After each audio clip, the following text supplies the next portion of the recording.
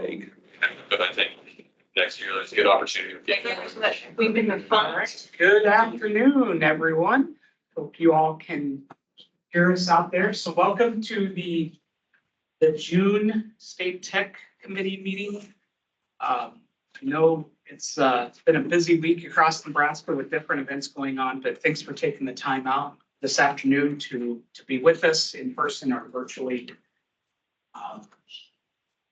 Welcome to 1121 Lincoln Mall. This is our new state office space. And so we are here in one of the training facilities on third floor in our new space. So we're trying out all the new AV equipment. So bear with us if we run into some issues virtually, but hopefully it all works out. And we have a great agenda lined up, and we have that being shared on the screen right now. So before we get into the agenda, I just want to share a few things that's happening with NRCS here in Nebraska.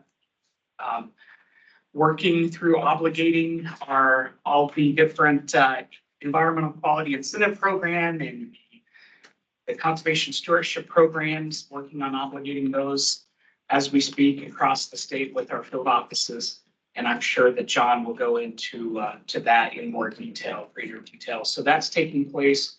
Working on our Food Security Act compliance status reviews, the HEL and wetland status reviews. So that's happening here late May, early June across the state. So working all the field office staffs, working on that as we speak as well. So hard to believe here, we're in the middle of June and the fiscal year is moving right along. We are making good progress with getting on the financial assistance side, making good progress getting those applications turned into contracts.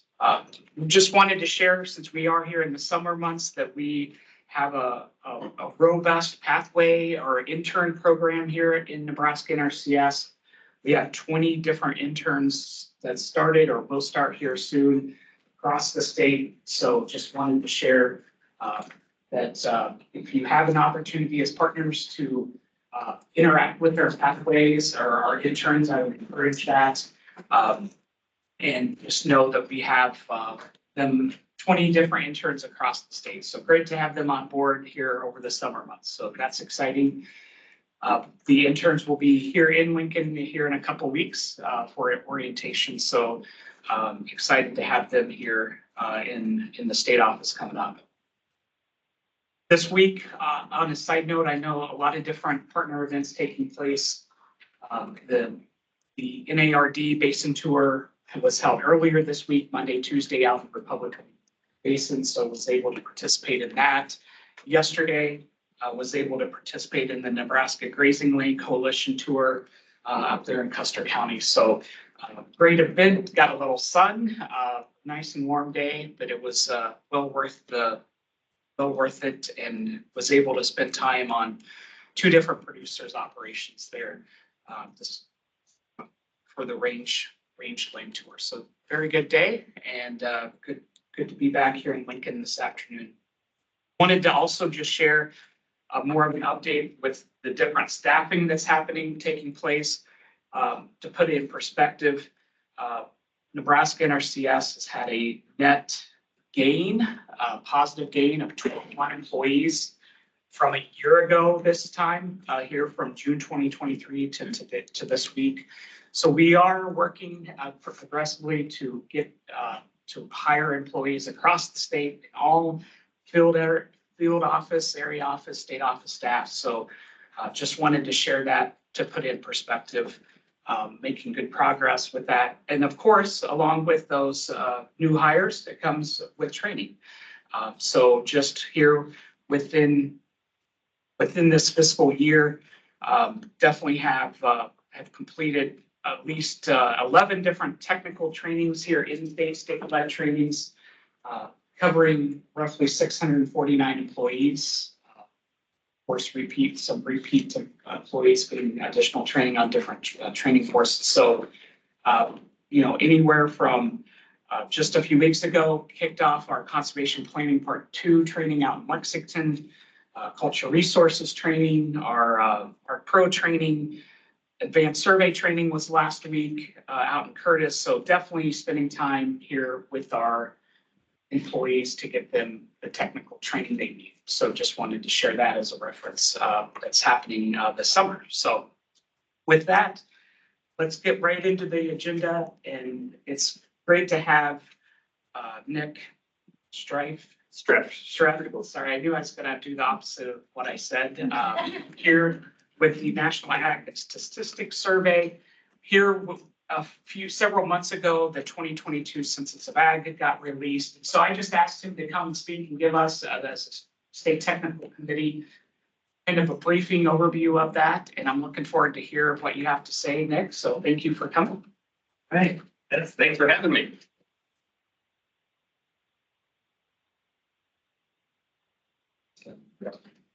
Oh, I can turn the lights down.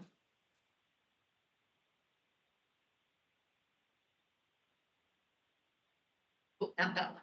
Wow. Is that better? That'll work. Is that okay? Yeah. Okay. Because I can do lights on a little bit too. All these fancy toys. Very nice. All right. Well, thanks everyone for having me. Thanks, Rob, for inviting me over. So I have a little presentation to go through today to talk about the census. So NAS conducts the census every 5 years. It came out February 13th of this year, and it's the 2022 data. So yes, it takes us a while to complete it. So I kind of going to go through a little bit of a history of where the census comes from, how we kind of build towards it. And then I do have some Nebraska highlights to kind of share with you. So here we go. Feel free to stop me at any time for questions if you have them. So it's already covered this. We're going to talk about preparing the census, publishing the census, and then those highlights for Nebraska. So first off, the history. NAS has not always done the census. It used to be part of the Census Bureau. So NAS took over the census after the 1997 census came out. So we've done it, the 2022 census and on from there. It got shifted to us because we were doing the annual programs for crops and livestock. It just made sense we should do the census program as well. So we picked them up. It's something to note about the census.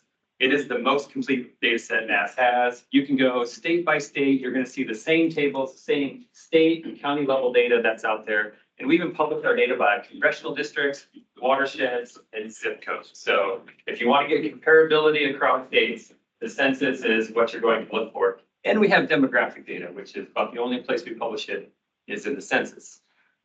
All right. So when you're working on a census, it's 24 pages long. And believe me, nobody ever wants to take anything out. Well, sorry, the farmers want us to take plenty of things out. But the data users, they always want more. They always want more. So we're already working through content approval for the 2027 census now. And we'll actually start testing that already next year. So there's always new pieces to add to it, new types of questions. So that's just to kind of know even though we just released our last census, we've already been working on the 2027 census as well. And we also want to talk about when we're prepping for the census, list building. How do we make sure we're mailing it to every farm and rancher that we know of? And we know we don't have a complete list. We know that's true. But some of our sources where we develop our list to start with, we use IRS tax records. We can use that from that Schedule F. We can use FSA farm payment lists to kind of help us make up our list. And when we think we find a farmer that we don't already know, we send them what we call a criteria questionnaire. And it's pretty basic. It just asks, do you have cattle? Do you have crops? Because we're trying to see if they should become, on our list. Think of a big phone book, our list of farmers and ranchers that are out there. So we always work on that leading up to the census, and we'll do criteria record mailings of, over 1 million records as we're trying to build that list. There's always someone going out of business, always people getting added to the business. And this is also a chance where we can try and factor out those landlords. Because, there's always landlords in there that say, yes, I own this farm. Oh, actually, no, I really don't. So there's always pieces to work through when we're trying to account for the data correctly. And then when we're preparing for the census, we also do a lot of media outreach, especially to kind of those limited resource farms. Think about it in Nebraska. We don't have any issues counting crop farms, especially when it comes to, cattle on one hand, corn, soybeans. We might have trouble finding all the dry bean folks. We might have trouble finding all the oilseed folks. So we do some media outreach to those folks. And also when we start to think about our different demographic groups, we need to work to make sure we're finding the Hispanic farmers out there, the Native American farmers. So we have to do media outreach because those aren't people we talk to on a regular basis because they may not be in our annual programs. All right, so when we're looking at that census mail list, we mailed out almost 2.9 million records for 2022, or they were on the list to be identified to be contacted, but only about 2.1 of those were actually met the definition of a farm, and I'll show you that here in a second. There were 800,000 on there that were noted as potential farms. So those are folks, we heard they were a farmer, we probably saw their tax records, we saw they received some FSA payments, but they did respond to that criteria record we sent them. So we include those on the mail out as well, just to make sure we have a complete picture of agriculture. So here are the counts for Nebraska, those similar. So the Nebraska mail list contained just over 60,000 people we mailed to, but only 45,000 of those are actually farms. So there, we kind of, over mail to make sure we're accounting for everything. And I already kind of mentioned this, those extra 15,000, they're going to be partners that we already have on another record, but they were noted as maybe their own farm, could be landlords, could be someone who retired. So we kind of, I guess you'd say, we overmail for the census to make sure we're doing a good job with the count. So once we get into data collection, we have online, we have mail, we have phone. Kind of those are the two groups. We really focused on online response. We did not do a lot of phone follow-up. This gets to be too many records when you're trying to contact 60,000 records. To follow up with all those by phone takes quite a bit. We do quite a few in-person interviews when it comes to census, and that can be for our large operators. We kind of feel that there are certain operators in the state, we need their report. So we actually will do a personal interview with them to try and make sure we get their report. So although personal interviews are quite a bit more expensive, so we have to kind of weigh our budget when working through that. Data collection ended for the census in July of 2023, so just basically a year ago next month. So we collect data for about 6-7 months, and then it takes us about 6-7 months to process all that data and publish it. And I already kind of noticed this, NAS does focus on specialty in certain large operations to make sure that they are in our sample or in the responses or have a chance to respond. Now, the census is required by law, but we have never sent out any law enforcement to collect data. In case that question was coming.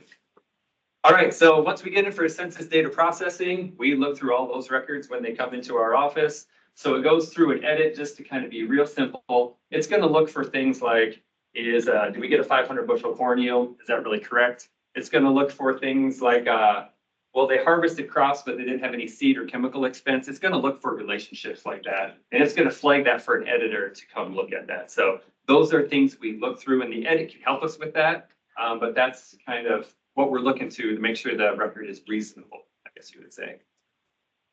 So then we get to summarization and weighting. So we finished collecting the data in July, and we already started to summarize it in July as well. We wanted to see initially what the data was telling us. And also because NAS didn't receive 100% response rate, I'll show you the response rate in a few slides.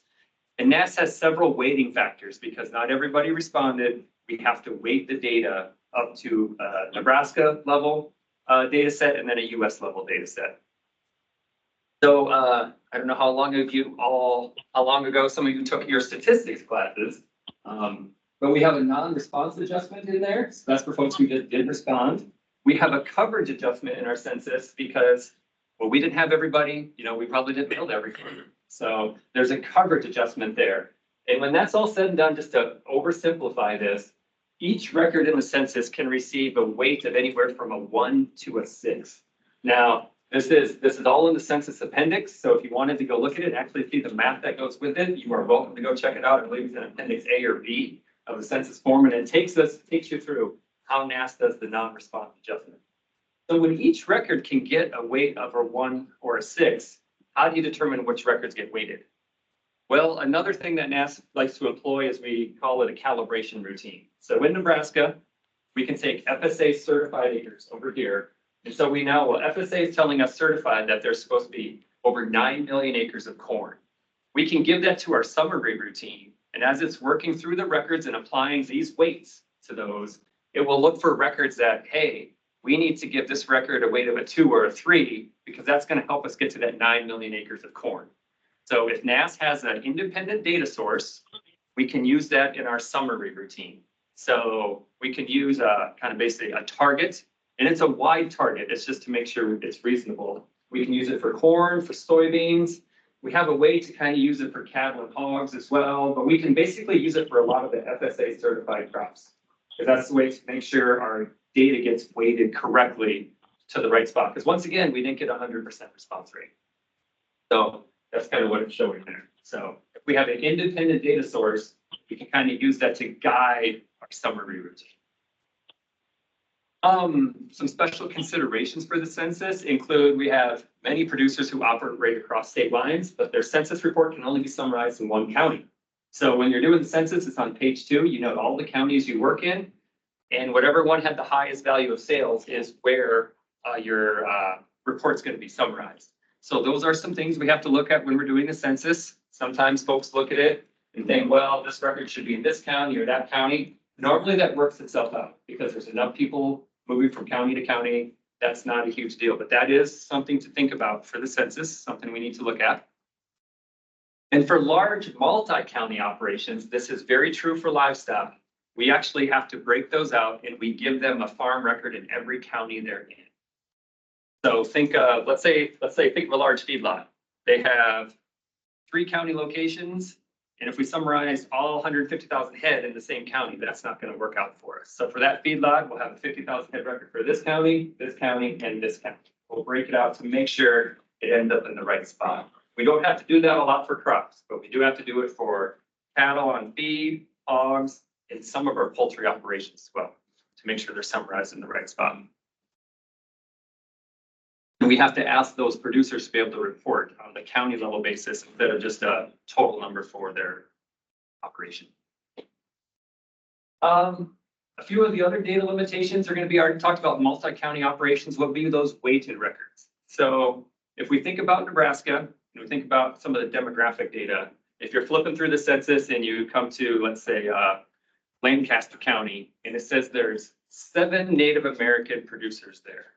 Well, I already told you those records could get a weight of a 1 or a 6. So for the big commodities, it works out okay. But when you get down to those really smaller numbers, there may not actually be 7 Native American operators in Lancaster County because it can receive a weight.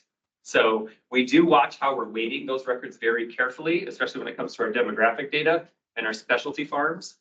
There's a worm farm out there in Nebraska that got a weight of 6. Well, we don't need 5 million worms times 6 in Nebraska. So we do watch those records and we can kind of, simplification, we kind of put a check mark next to that record so it can't be weighted. So normally our large hog farms cannot have a weight greater than 1, or large cattle and feed operations cannot have a weight greater than 1. We do control it to make sure that the edit doesn't take the easy route out. Hey, you need more cattle? Let's give this guy a weight of 6. There are controls in there to make sure that we aren't weighting specialty farm records, and we also have to really look through that demographic data. So we spend a lot of time going through these records to make sure the weights ended up in reasonable spots. And for Nebraska, that's a weight on a corn and soybean operation. We have a bunch of those weights are fine, but we do try to make sure we watch the weights on demographic data and those specialty farms. All right, now we're to the census data. Kind of built you up there. Here's where we're at. Nebraska had a response rate of 58.6% on the census. The US response rate was 61. You can see here in Nebraska, here's the breakout of mail response versus internet, phone, and then in fields, that'd be that personal interview response. You can see we got a lot more. I don't know, people online can see this. We got a lot more. We got a lot more internet response this year. We really pushed that this year. It's a lot cheaper to do for us to get that data collection. There's a few edits built in there, and it allows the producer to do it on their own speed. So we still get the most through the mail, but we're getting a better online response. It's increasing every year, which is helpful. This is that land and farms definition. So I kind of mentioned this before. So farm definition. This was set by Congress in 1974. NAS cannot change this. USDA doesn't change this. Congress would need to change this if they wanted to. So a farm is any place from which $1,000 or more of ag products were produced and sold, or would normally have been produced and sold. So think of you cut up the hay, you didn't sell any hay that year, you had the potential to do that. And also, folks who get in here, you have CRP and that's all you have. It doesn't take too many acres of CRP to get to that $1,000. So I guess you'd say farm program payments count towards that $1,000 as well. So that's the definition of a farm. Folks have asked, $1,000 isn't a lot. That's true, but if we change it, it would break the data series. It also Congress would need to change it for us. So for Nebraska, we're sitting at 45,000 farms. You can see the breakout from the census, last 5 census times. About 44 million acres of land and farms. Kind of see how that breaks down. So our farm numbers are down slightly, land and farms down slightly. Average farm size is 989 acres on average across the entire state. You can look at the top number of farms per county. Lancaster County is the most number of farms. You kind of see the map there that kind of notes it out there. At the US, there's 1.9 million farms. Land and farms as percent of the total county. So you can see on the map here, it's the darker the blue you are, the more percent of your county is related to land and farms. So, and you can see like through the Midwest, you know, our counties are dominated by, you know, most land is utilized for farming practices, whether it's pasture, cropland, whatever the case may be. You can see the breakout right here. All right. This is where we start to get some interesting data. Number of farms by size, by type of size. So if you can see the third column over there from the left, or third group of columns, that group has the most number of farms. So that would be saying the green is saying there's 9,800, 9.82, 9,800 farms in that category having farm size from 50 to 179 acres. So the most farms in that category, you can see kind of how the breakout all is. Something that's kind of interesting here, that farm category with the most number of farms at 550 to 179, they only have 1% of the total farm acres when you look at it. So you look at that 2,000 acre group up there, it's only 5,000 farms just over. They have almost 29, I think I have another, there we go. 67% of the total land and farms for Nebraska is in that size group of 2,000 acres or more. Let's break it down just a little bit more. You take that 2,000 group, you break it out to 2,000 to 5,000 acres or 5,000 acres or more. That 5,000 acre group, it's only 1,800 farms. They have 19 million acres. So 43% of the farms are 43% of the total land and farms is controlled by those 1,800 folks over there, 1,800 farmers over there in that group. So this is where the census, this is the only time we see this type of data during the census. So it's interesting to see, you know, how things break out, value of sales as well. So next is economics. So you can see here, the most number of farms are in that $50,000 to $250,000 sales class. However, when we look at who accounts for the most sales, the 5 million acre or more dollars in sales, that top one on the left there, less than 1,000 farms are in that group. They have 46% of the total value of sales in Nebraska. You know, that can kind of make sense when you think of hog operations, cattle on feed operations. That does make sense for Nebraska on kind of how that split is out there. Interesting data. Once again, we can only see from the census. The top counties by total value of production. Kind of no surprise when you have a Cumming County and some of these other counties that have that have cattle and crops in them. So Nebraska had almost $30 billion in total value of agricultural production. And then this is a neat graph for Nebraska. It's showing that when you break down the farms to be primarily livestock or crops, for the census for 2022, 48% of the farms, the crop farms generated that almost 30 billion number, just basically showing that Nebraska is pretty evenly split. 48% of the farms, the crop farms generated that part, and 52% came from the livestock farm. So very evenly split when you kind of look at Nebraska. Value of egg products sold, and then this looks at farm income and expenses. The average net income per farm, just kind of something to note here, is $172,000. Now that's average, so we certainly have the 5 million group, and we have, you know, less than 10,000 in there as well. So lots of different data points to see. Farms with internet access, I know this is a big push. Make sure who's got internet out there. So almost 83% of Nebraska farms have internet access. This is a question I hope that gets updated for the census for next year, because for me, having internet access probably isn't a good enough question anymore. You need to know the speed of that internet access. So we're hoping to test that question and maybe get that on there for the next census. Because even what the Nebraska initiative is, 100 up and 20 down, or no, 100 down and 20 up is the new metric they want to get to. And this is just showing that they have internet, not what speeds they have. So hopefully NAS can help provide some more data for that in the future. Hopefully we can update that question. Almost done here. Average age of farmers. So, well, first we're gonna talk about, number of producers. So this graphic is showing that there are 18,500 farms that only have one producer. That's what this is showing. 19,000 farms have two producers, on out through, 5 producers or more. And what NAS did was, for the first 4 producers on your farm, if you had 4 producers, we got their demographic data. So their age, what type of decisions they help make on the farm, how long they've been on the farm. We grabbed that data, if they're male or female. So that's what this is kind of showing us here. That for Nebraska, most farms, or the largest majority of farms, the 19,000 have 2 producers. Now we can start looking at the average producers, their age by male and female. You can see that here on the right-hand side. Average age, you can see average farm size by male and female as well. Now, this is just producers on that farm. It doesn't mean they're the sole operator. This is just producers on that farm.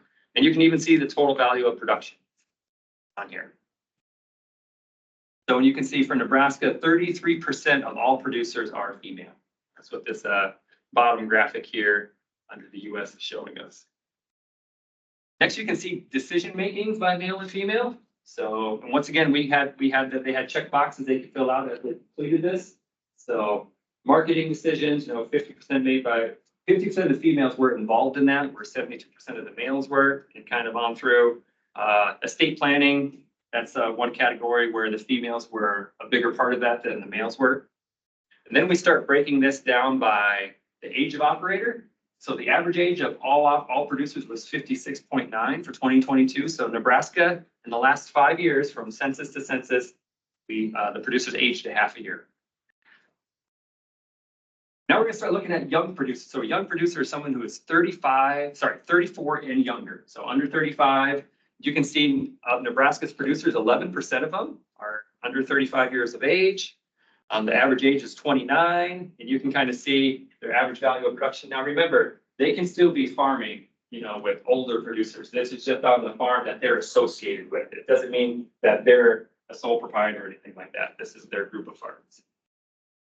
And then you can see decision-making by age group. So kind of breaking it out some more.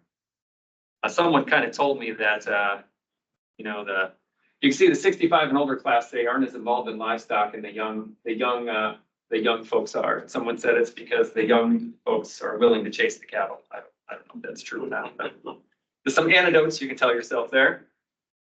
And which makes sense. And you see estate planning here, you can't read a farm magazine without seeing estate planning in it, right? And you can see, the older producers are much more involved in that, and the younger folks aren't at the moment. All right, new and beginning producers. So this could be any age. This just means you've been operating any farm 10 years or less. So the average age of a new and beginning producer is 43, and you can kind of see their total value of production and average farm size. So for Nebraska, 26% of all producers, so there's like 80,000 producers total, 26% of them are considered new and beginning because they've operated their farm 10 years or less. Producers with military service. So Nebraska has 7% of the producers had military service experience. And that's it. So a few other things to note here. Nebraska is no longer #1 in popcorn production. So that was something Nebraska held on to very tightly for many census cycles, but Indiana, well, they won. So Nebraska's #2 in popcorn, unfortunately. Organic sales, we get some organic data out of the census. So organic sales were up 125%. We have some renewable energy questions. So farms with solar panels increased. Almost 2,400 farms have solar panels now. And then another good number to kind of showcase is in Nebraska, 93% of all Nebraska farms and ranches are family owned. And there are so many other pieces of data in the census. You can break it out by beef producers by age, corn producers by age. There's different ways you can cross-cut the data to look at it. So, and other census publications that are coming out. So this was released on February 13th, and you can see we continue to release publications. We did a congressional district profile. So you can go out there and see the congressional district rankings. We're doing the race, gender, and ethnicity profiles coming up. We're going to summarize it by watershed.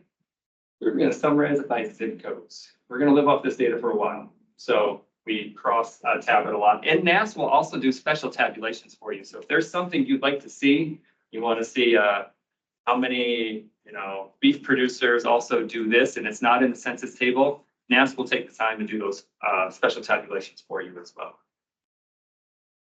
So with that, that's all I've got. Thank you for your time, and I hope that was informative. So, Yeah. Ross Daniel, he put in farm definition is interesting when thinking of 1,000 in 1974 versus 1,000 a day. Right, and yes, so that's where, 1974, when the definition was set, $1,000 was certainly a higher bar to clear. Yes. We would be saying, yep. And people have asked us many times, can you get that changed? And like I said, it's more of a Congress and USDA department have to agree to change it. But yes, I agree. So now in some counties that a few acres of CRP you need to have, because we talk to a lot of retirees. They say, I have 10 acres of CRP. Well, guess what? You're still a farm. Yep. So, yep. Yeah, any other questions? Yeah, so all of these metrics that you showed, is there a geospatial sidekick or component that you can download from NAS? In terms of on the geospatial side, you want to like be able to map it? Right. Yeah, I mean, average farm size, could I just download that for Nebraska and have a shapefile that I can compare with practices or? The shapefile part, I'm not 100% sure on how that will work. We do create quite a few maps, and some of the maps will be coming out later this month. And all the data you see here can be downloaded from the NAS Quick Stats database. You can pull it down and, pull the whole thing. In terms of the GIS part, I know we map stuff, and you saw the schematic maps that were up there too. Would you send me an email, and maybe I can help you try and find it. Okay. I'm not as good on the mapping side of things. I know they're there. But they're there. Any other questions online or in the room?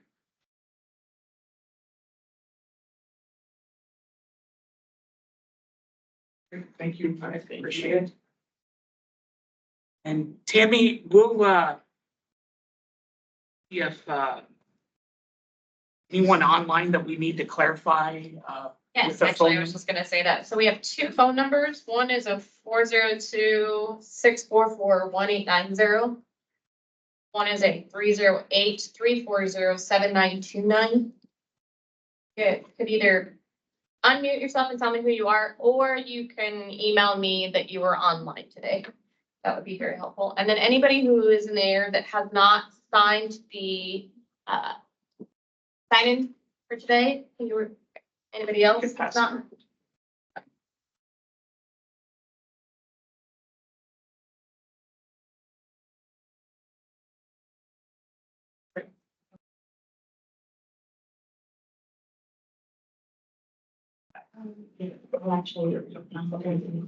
Great, thank you for that.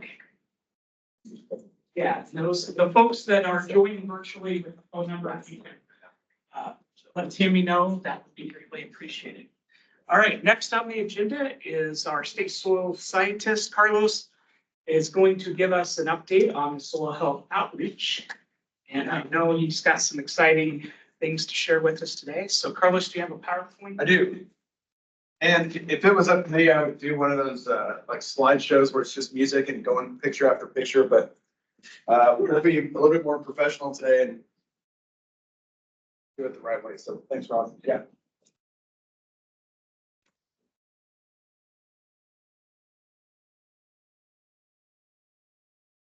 Clicker, or do I have to stand? I think he's Stand by there and get the. But yes, there is. I'm a very animated person, so it pains me to sit behind here, but I'll try. I'll do my best. It's up there, isn't it? Yeah, there it is. This big thing? No. Oh, here we go. I don't know if it's plugged in though.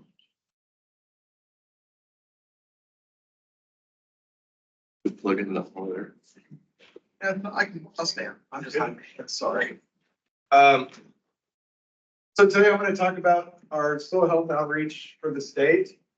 We've come a long way in the last couple of years. I'm not sure if you're aware that Aaron Hurd, our state soil health specialist, accepted a new position. So he moved on almost eight or 9 months ago. So we've had to transition to a new procedure or how we're going to handle soil health outreach. We've been doing it by committee in the state. And I'm gonna try to describe some of that this afternoon. But we do have a state outreach plan for soil health, and the goals of the plan are to educate producers on the principles of soil health, get in front of as many people as we can, talking about the different types of benefits of soil health and how those relate to conservation planning, what conservation practices achieve those to help producers achieve those goals. And then there's another training our employees component of this, making sure our employees are confident when they're working with producers, when they're developing conservation plans, when they're having discussions about which program is suitable for what are the limitations with EQIP and cover crops. And it gets into a lot of, it's a nightmare if you don't have proper training. And I'll brag that, yes, we do have proper training. So we make everything run smooth, right, John? So in a big picture, we certainly want to make sure that our soil health message is articulated properly and it's clear, that our field staff understand what their roles are, and that a producer actually has some type of confidence when they go to implement these practices. So that puts a big, like Rob said earlier, a big responsibility on the state office to provide that technical training to our field staff. And also when we are invited to outreach events, to make sure that we are using all the correct information, the newest science-based information, and giving that clear message to our customers. So there are challenges with giving soil health demonstrations. This is a picture of Aaron Hurd from all of our equipment. It's a ton of equipment. It's heavy. They can get damaged when they're moving around, when we're moving from one facility to another. We have a dependency on outside water and electric most of the time. So a lot of times we're trying to plug something in, or we have to run to the bathroom to fill up a pitcher. So it just makes, it's just a logistical nightmare. Not a nightmare, it's hard. There's an intimidation factor when you're trying to work with producers to talk about soil health principles, to talk about soil health practices. A lot of times it's a paradigm shift with that producer, and they're not comfortable trying these practices, or we're not comfortable explaining how cover crops impact aggregate stability. It gets very technical. So there is some intimidation, and we want to try to, our goal with this is to help them overcome that intimidation factor. And I'm notorious for forgetting equipment. Rob's seen this live. We'll show up and, oh, I forgot this pan, or I forgot my bucket of soil, or my sharpshooter. And another thing is the venues that we give these presentations at, we're not as meticulous or as planned as we probably should be. How close are we going to be to the faucet? Do we have a tablecloth? Do I even have a table? There's a lot of work that goes into setting up these soil health demonstrations. So the soil health specialist is essentially required to be flexible, adaptive, and just be ready to handle those types of scenarios. The list goes on and on. So I want to introduce you to our NRCS Soil Health Education Center and Rainfall Simulator. This was the solution to all those problems that we've been having. Rob made the investment about 2 years ago to go in on this purchase. This is a 17-foot enclosed trailer, dual axle. It includes a water tank with an electric pump, solar power supply. It's got TVs on the side. It's got a computer hookup. You can run a PowerPoint presentation, microphones, speakers everywhere. The big thing for me is that it stores all of our equipment. I'll show you some great pictures of this. But it stores all of our equipment inside the unit, so we can get our trailer, hook onto it, drag it somewhere, and still know that all of our equipment is going to be available, and that it's going to be clean, it's going to be usable, not broken. So this is what I plan on talking about the rest of the presentation. And I'm a big picture person, so a lot of pictures. So this is a picture of inside the unit. There's our electronics cabinet on the right. We've got a working bench where we can prep samples. There's There's storage cabinets on the top where we can put some of our demonstration equipment, safety features, first aid kit and a fire extinguisher. We're not working with gas or explosive chemicals yet. But that's always good to have.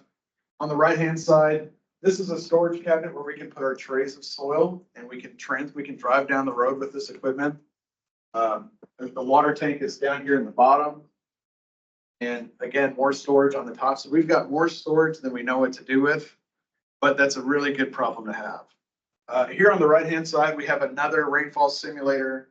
We've got a wind erosion simulator. I haven't used it yet, but it's a leaf blower that's got holes on the attachment. So it's blowing wind across a pan and it's very destructive and I cannot wait to use it. So if there's any invite to the Sandhills, I'm ready to go. I got my bags packed. This is looking from the back of the trailer. This is if you've seen the rainfall simulator, you might recognize the table standing on the mounted to the side with the arm swing and sprinkler also attached. I have to brag about the utility of this trailer. Every hook, every screw, every latch has a purpose, and that's what I love about having this thing and being very intentional with all of the different storage capabilities in this thing. You can see it's got an awning that comes out and the TV on the side. This is also a good opportunity to talk about the infographics on this trailer. When we're driving down the highway, it's not very often that you see a trailer that has soil on the side of it. So that's neat for me as a soil scientist. But also it has the soil health talking points, the principles of soil health. It's got a couple of pictures of some demonstrations or at least something that can get a conversation started. We did this because we wanted the presenter, not only someone who's familiar with the principles or familiar with soil health, but someone in a field office can give this presentation and refer to the side of the trailer if they forget what the principles of soil health are, or they can do a walk around and, it kind of tells a story across the entire outside of this trailer. So a lot of thought went into it. You can see the speakers on the back. There's speakers on, I think, each side of the trailer. So if we're at an event, maybe there's a big group of people, we don't have to yell. I get preachy when I yell, my wife tells me. So, but it's just a lot more comfortable when you have a microphone and you can talk in a normal voice.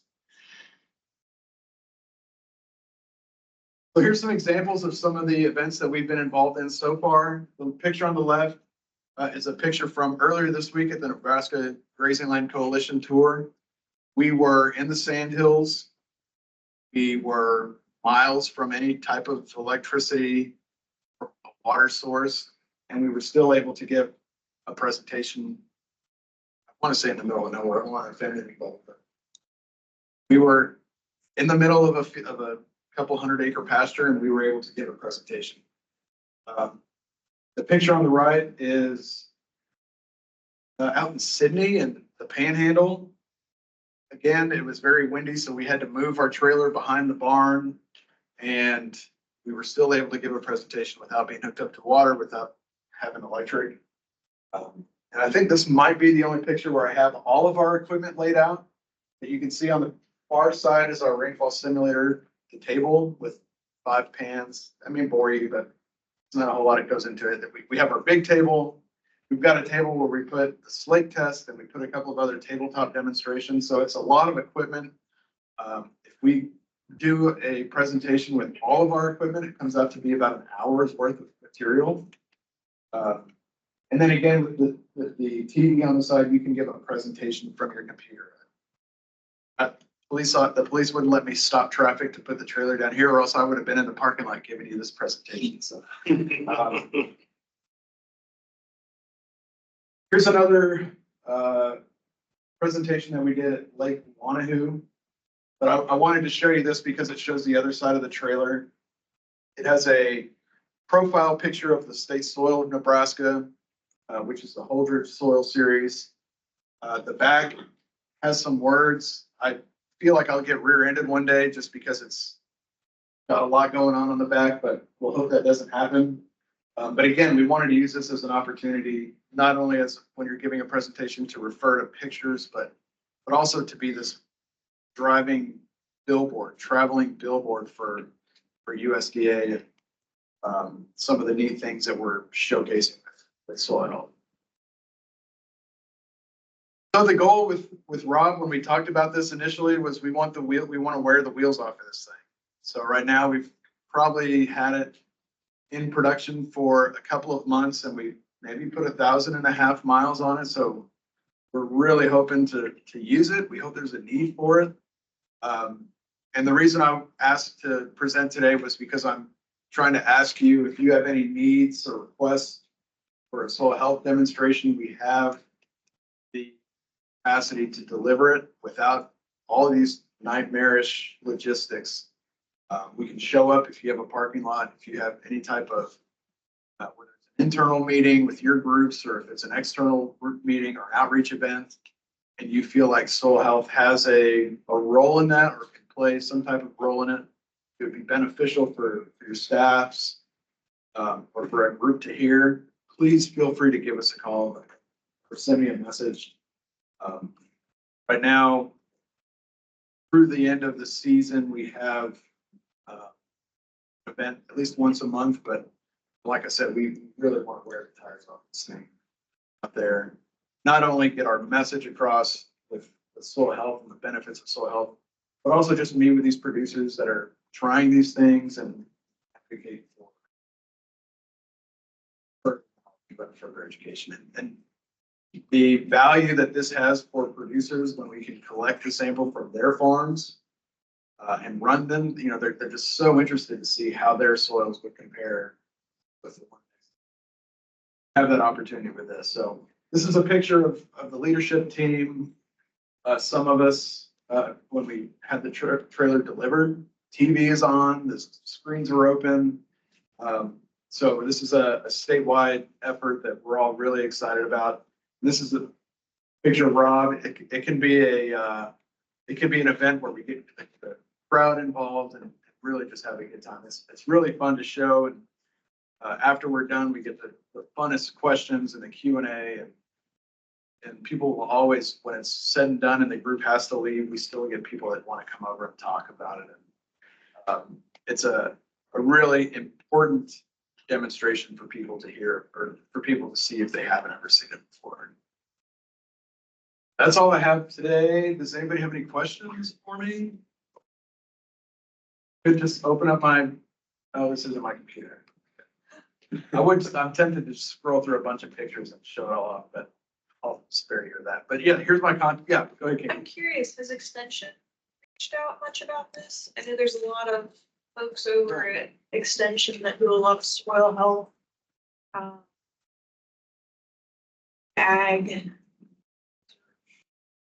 So I think they have some time. Yep, we've been, so the UNL Extension will have field days. So we did do this at the cover crop variety trial field day at it was at NREC or it was at. That's what I was thinking of. Yeah, I think it was out at, where's the one up north? Anyway, but no, we've done this with UNL. They're one of our, gotten us a lot. Excellent. So yeah, absolutely. And beginning farmers, we did a couple of beginning farmer programs too. To me, as a selfish soil health nerd, I think it's a valuable demonstration, especially when you start farming, start trying to figure out your operation and how you're. Yes. You have John Hanson online who has a question. He has his hand raised. Yeah, go ahead, John. Yeah, if you were kind of budgeting an appropriate amount of time to put on this kind of a program, what kind of time frame do you normally like to have to work with?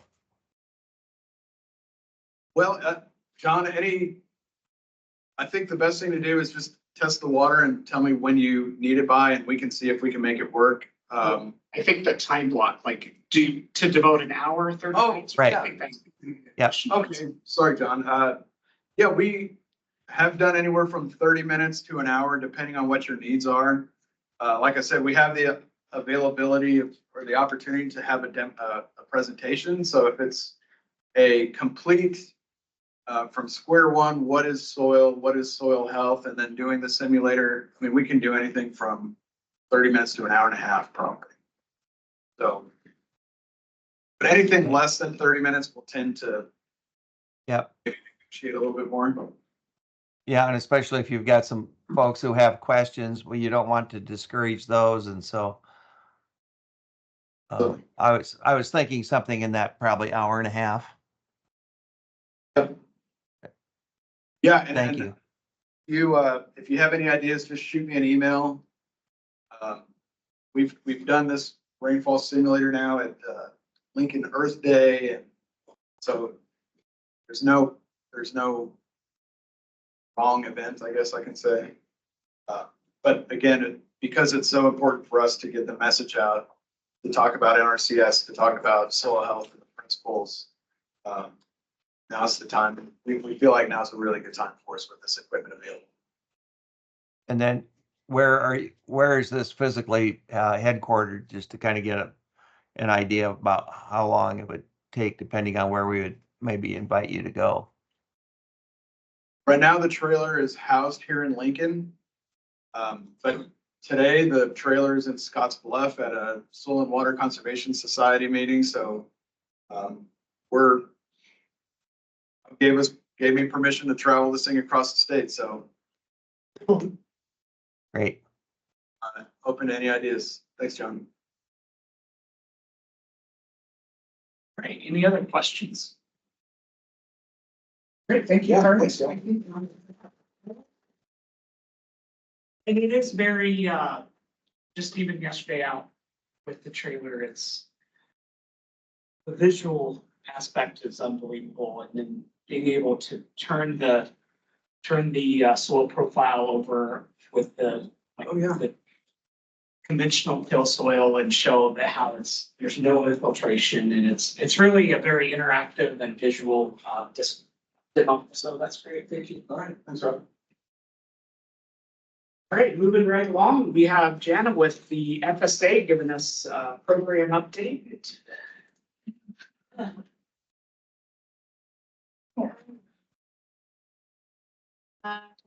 Maybe it's like-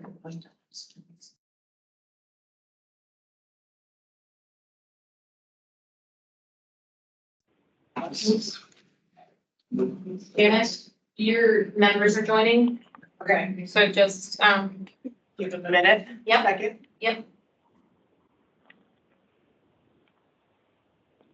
I want a CRP trailer. How can I get that?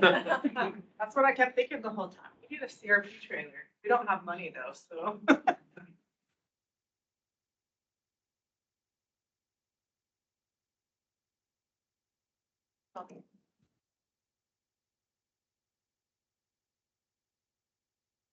Good, Hammy. Shelley's kind of telling me, I'm so sorry. You That's can probably okay. start bringing. I know Pat's got his phone too. Okay. Yeah. Are you? We're trying to get state on, committee like- on. Or online. I have one via the phone, and I don't know if that's from you guys or if that's from someone. me. It's not you? Nope. It's a phone number. Steffen's on. Okay, I'm sorry. Paula Sue Steffen. Okay, that's fine. Just let me, when you know all your people are on, let me know. I'm here.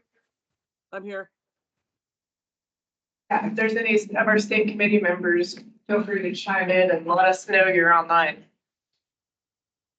Polo Sue Steffen checking in. Thanks, Paula Sue. We got you. Now I'm muting. Becky Potmissel checking in. Becky. Hello. I'm going to go ahead and mute. Yep, thank you.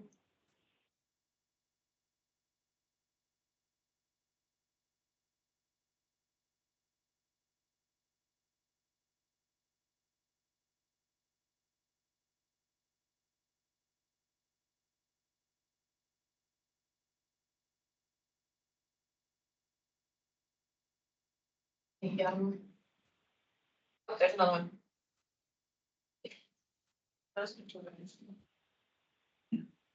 That's another one via phone too. Oh, gosh, let's see. Not a trailer. I'm just jealous. I don't want soils. I don't know. I'm gonna start dreaming it up and designing it for one day, maybe. Put it on the wish list. Put it on the wish. Ah, Do we just need to speak up, reach out to that number? That's a 6 to 8, 9 person? Yep. Is there any other Nebraska State Committee members on? We have Paula Sue, Becky. Is there anyone else on? Bill Armbruster. Hey, Bill. Bill. That get us good. Oh, and Roy's on too. He's fishing. Stoltenberg's also on. Just so you know, I'm going to mute Bill and the other phone number that are on here, just so that they're not. Tammy, that's everyone from Nebraska State Committee that's going to be attending. That's everybody? That's correct. Okay, thanks, Shelley. Hey, thank you everyone for your patience. We're going through our cost share docket today. That's why we need to get state committee on here. We've learned it's much easier to give the presentation to both state tech and state committee, and then we can get that docket going next week. But we'll touch on that shortly here. My name's Janet Ingerson-Laws. I'm a program specialist in conservation programs with FSA State Office. We also have Pat Lechner is the chief. And then Julie Paetzel is gonna be our other conservation program specialist. So she started back in March, getting rolling here and getting her on board. All right, let's jump into what we've got going on. How to work this. Grab set the mouse. Oh, there we go. We didn't get that. That's done. with that arrow. Okay. And there's our contact information on the slides. If anybody needs to get a hold of us, we've got emails, phone numbers, etc. We're going to go over first some recent CRP sign-up results. CRP has been a little different this year because we are getting near that nationwide cap. We had a general sign-up back in March 4th through March 29th was our general sign-up. Not a lot of interest. Disappointing to kind of see, but it's kind of the trend in CRP. It depends on the economy and everything else going on with crops. But we had a total of 177 offers. Out of those 177, 147 got accepted for a total of about 7,600 acres. Rejected offers were 30. General sign-up is where you have to meet basically a cutoff point. So we had 30 that did not meet that cutoff point, 770 acres that did not get in. So a 91% acceptance rate, which is pretty high. I know in the past few years, it seems like we kind of sit around 88 to 90, 91%. So it's following the trend of what we've seen in the last few years with general sign up. The practices that we saw, you get the choice, you get basically more points in general sign up. If you could do more diverse grass practices, require a little bit more work, but you get more points. So about 895 acres of CP1, which is the most basic grass mix you can do, basically is introduced grasses. They don't score too high, but we got 895 acres of those. CP2 is kind of our most popular category, 5,700 acres of native grasses. They still get you kind of decent points when you bid into that. It's just not as complicated of a seed mix as a 25 or a 42. 4D is our wildlife habitat, just 42 acres of those. 25 is rare and declining habitat. The goal of that one is to get back to like the prairie, the original prairie you have in the area. So we have different seed mixes across Nebraska and it'll match to the CP25 depending on the region you're in. But 891 acres, that scores a lot always when we do general sign up, a little more diverse seed mix, a little bit more input. CP42 is our pollinator habitat. So that's all built for pollinators, for birds, bees, butterflies. And we have 55 acres of pollinator habitat in this sign up. A continuous CRP sign up, that is the program where you don't have to bid in. We just continuously take offers. This is a little different. Normally you can bid in or you don't bid in. You need to use that verbiage. And normally you offer your acreage and we can get you started like the month after county committee approves the contract. But this is where we're having to go through batching periods right now, which is different than the normal process. And it's because we're near our nationwide cap. I think we're at about 24.5 million acres nationwide. And so we can't go over that cap. It would be a problem if we did. And due to the fact we're getting near the cap, National has to about once a month. They basically look at all of the continuous offers we've got and do the math to make sure they're not gonna go overboard on acres. So we can't approve those contracts until National actually batches the contracts and says they're accepted. We've had 2 batching periods so far since we started the sign up. So about 607 offers accepted. Everybody's gotten in, basically, that's been wanting to get in. 16,000 acres. We just had batching period 3 end, the end of last week. We haven't heard yet on those. I would assume everybody's getting accepted. I don't think we're gonna push the cap yet. And then we have a 4th batching period that ends on July 12th would be the batching period we have coming up. This slide just tells us some of our deadlines. So by July 31st, that's going to be the deadline to submit an offer for any new or re-enrolled land, or if you have a combination of new or re-enrolled land for continuous CRP sign up 61. Then August 7th is the deadline to get our conservation plans requested. I know NRCS is going to have a lot on their hands from us because we've got some tight deadlines. We had later than usual signups this year. So it's important we're getting everything over to NRCS by August 7th to get conservation plans on those offers that are gonna go forward. September 6th is the deadline for NRCS to complete all of the conservation plans for continuous sign up. That means getting signatures on them from all the signatories on the contract. And then once they go over those plans and get signatures, they give them back to FSA so we can get contracts approved by September 30th. Typically what happens, and it's always kind of hard because we don't have a farm bill, like right now we're working on an extension. So like I've told producers, you want to get your stuff in on time because we just don't know what's going to happen. If they get a new farm bill, great, but if they don't, come October 1, we might have to put a halt on CRP. It's always hard to tell until the farm bill passes what's going to happen. Grassland signups. So in Nebraska, like at the last state tech meeting, we had some graphs. Grasslands is what the majority of our acres anymore are in Nebraska. It just is amazing how many acres we've got in Nebraska for grassland CRP. So this is always a really popular sign up. They just announced it last week, June 3rd. Last Monday is when it got announced. So grassland sign up, kind of a condensed sign up due to the timing. Normally we're doing grassland like more like April. But this year everything's just a little delayed. So June 3rd through June 28th is going to be our grassland CRP sign up 206. If anything, it'll be interesting. I think this is what's going to push us on acres. I think it's going to be interesting when we get down to how we're going to go through and rank these, because grassland signups still go through like a batching and a ranking period and they have a cutoff score. So I'm imagining National's kind of doing the work behind the scenes on how are we going to get these to work, because this is going to be the program that pushes us over, I think, the nationwide cap. So it might be a little harder to get in. Who knows? Time will tell. It depends on how many people bid in and how many offers we get across the nation. So it's gonna be interesting in CRP, I think, this year to figure out what's gonna happen once this sign up is over and who gets in and what kind of acceptance rate we have. Are there any questions about any of those options before I go on to the cost share docket? Just real quick, do we know kind of the timeline for the grassland CRP internally between NRCS and FSA with deadlines and all that? Has that? Not yet, Rob. Typically they announce those deadlines when we announce offers.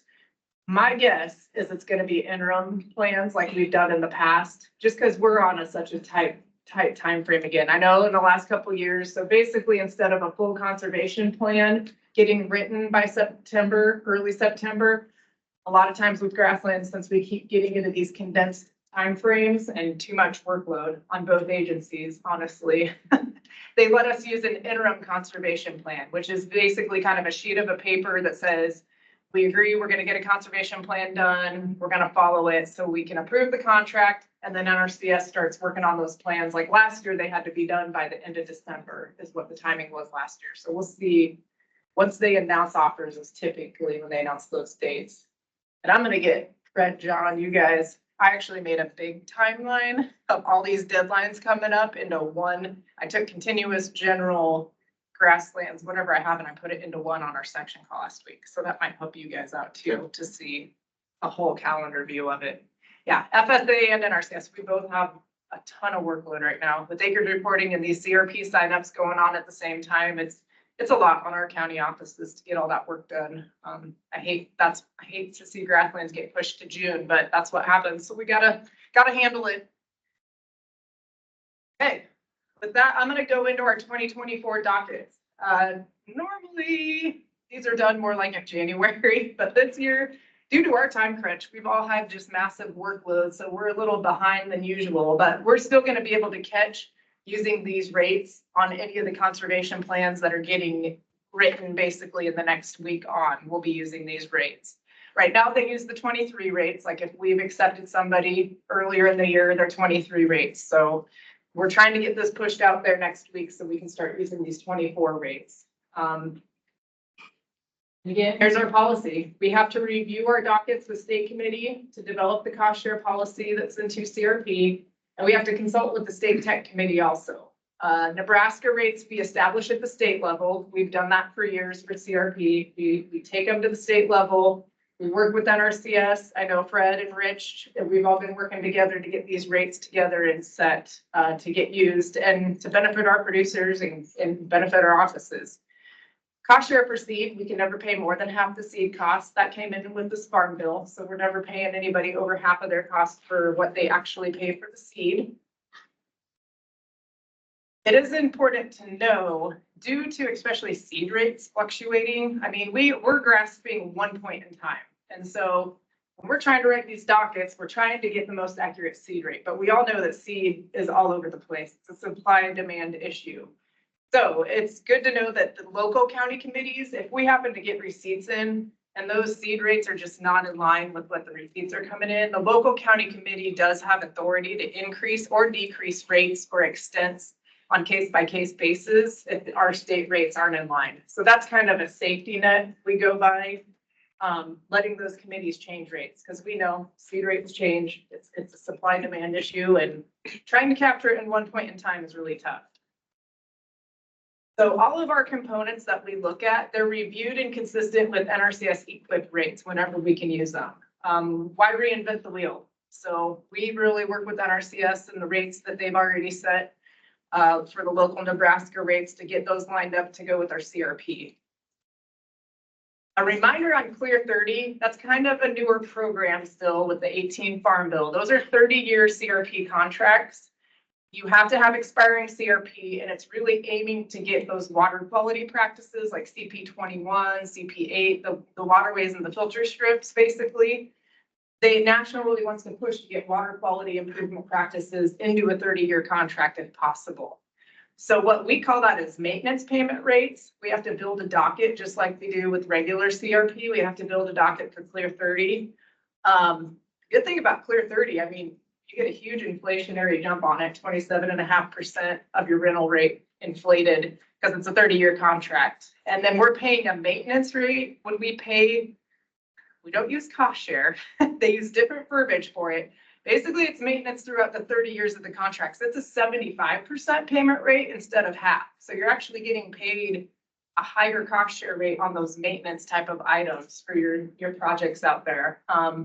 I know 30 years is intimidating to people, but I think it's a good deal. We've got some contracts. I haven't ran a recent report. I want to say we had 20 or less in the state. I think it's just kind of intimidating to go into a 30-year contract. Yet I think it's a good deal because you get like a 27.5% push on your rental rate, and then you're getting paid 75% for any maintenance that needs to happen during that 30-year contract.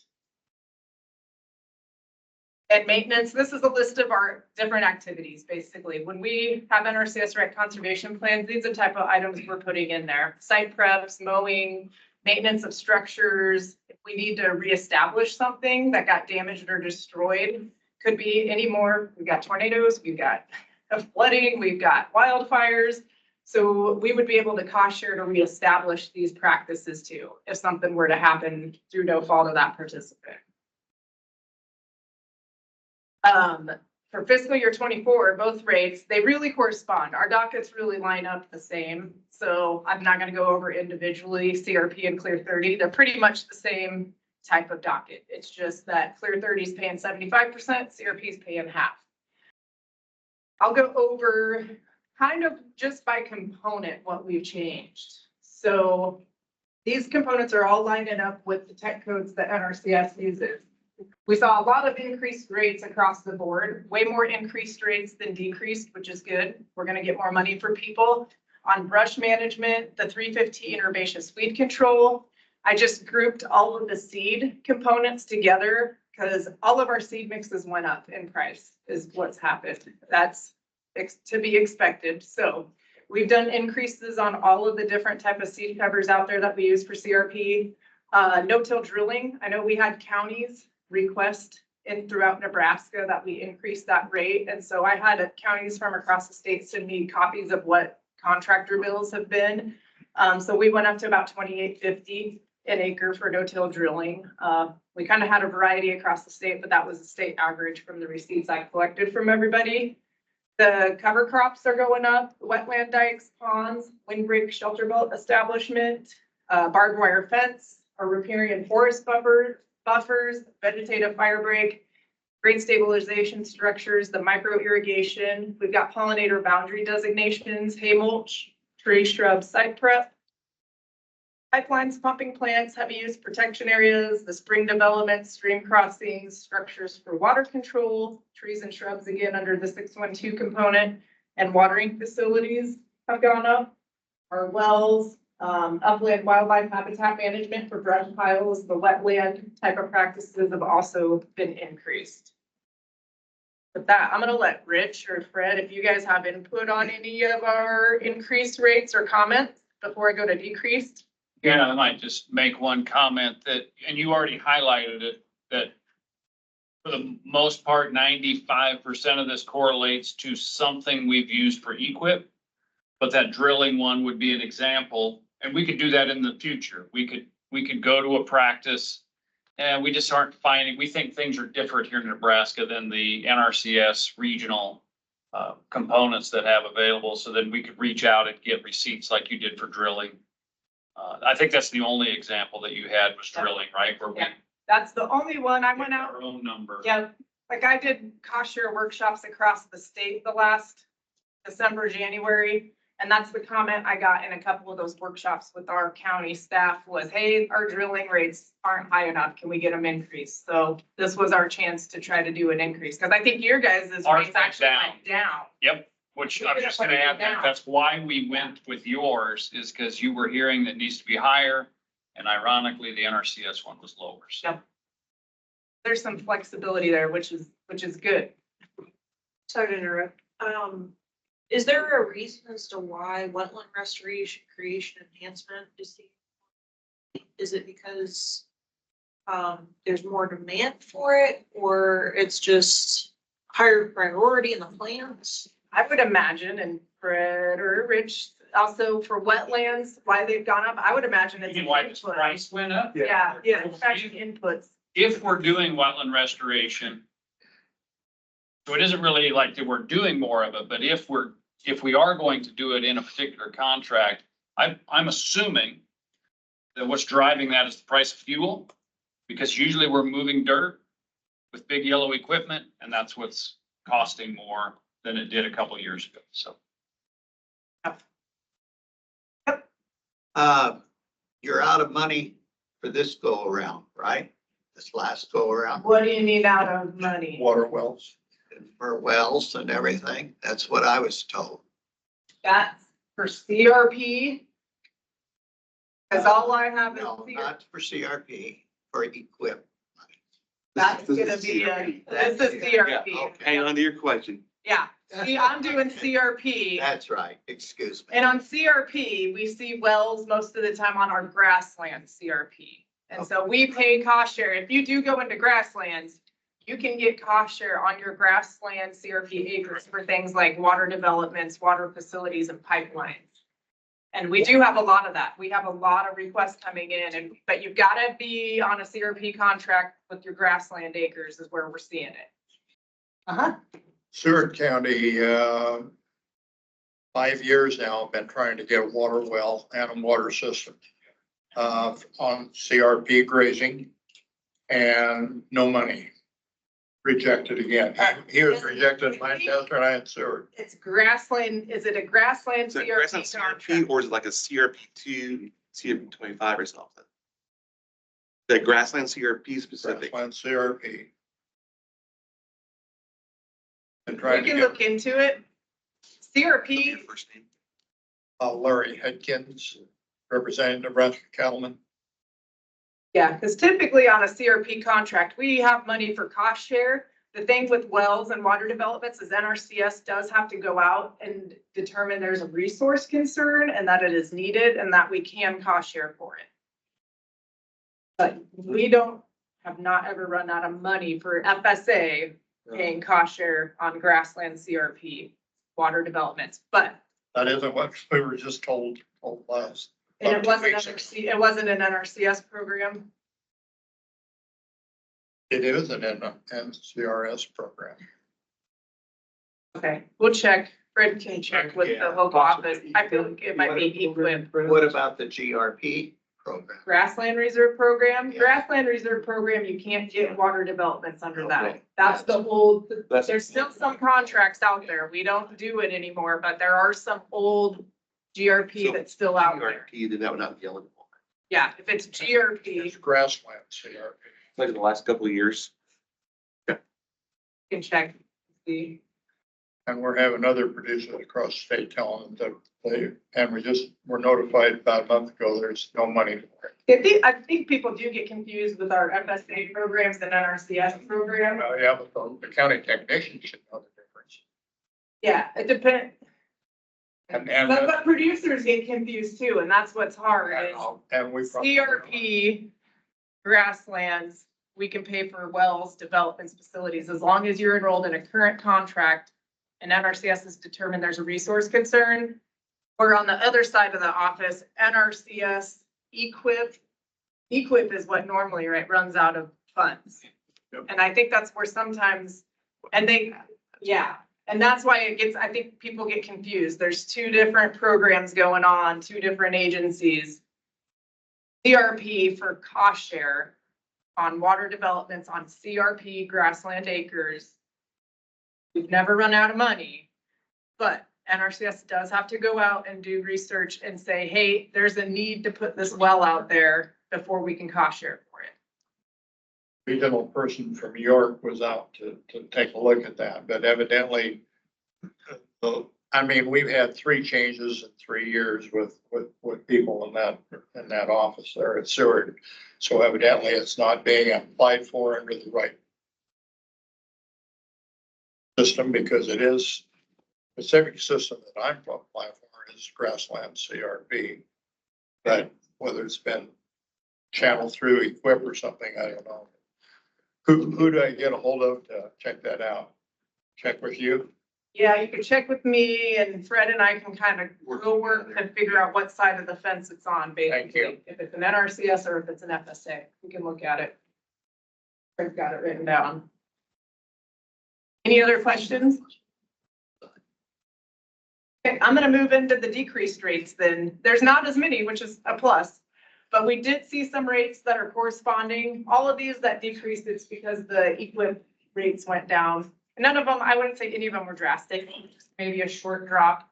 So any site prep that was chemical, mechanical, or we consider a combination site prep complex, those went down slightly. The contour buffer seed, electric fence went down a bit, grass waterways, the trees and shrubs, the roll mulch, square mulch, and then forage biomass planting, water wells with the PVC pipe decreased.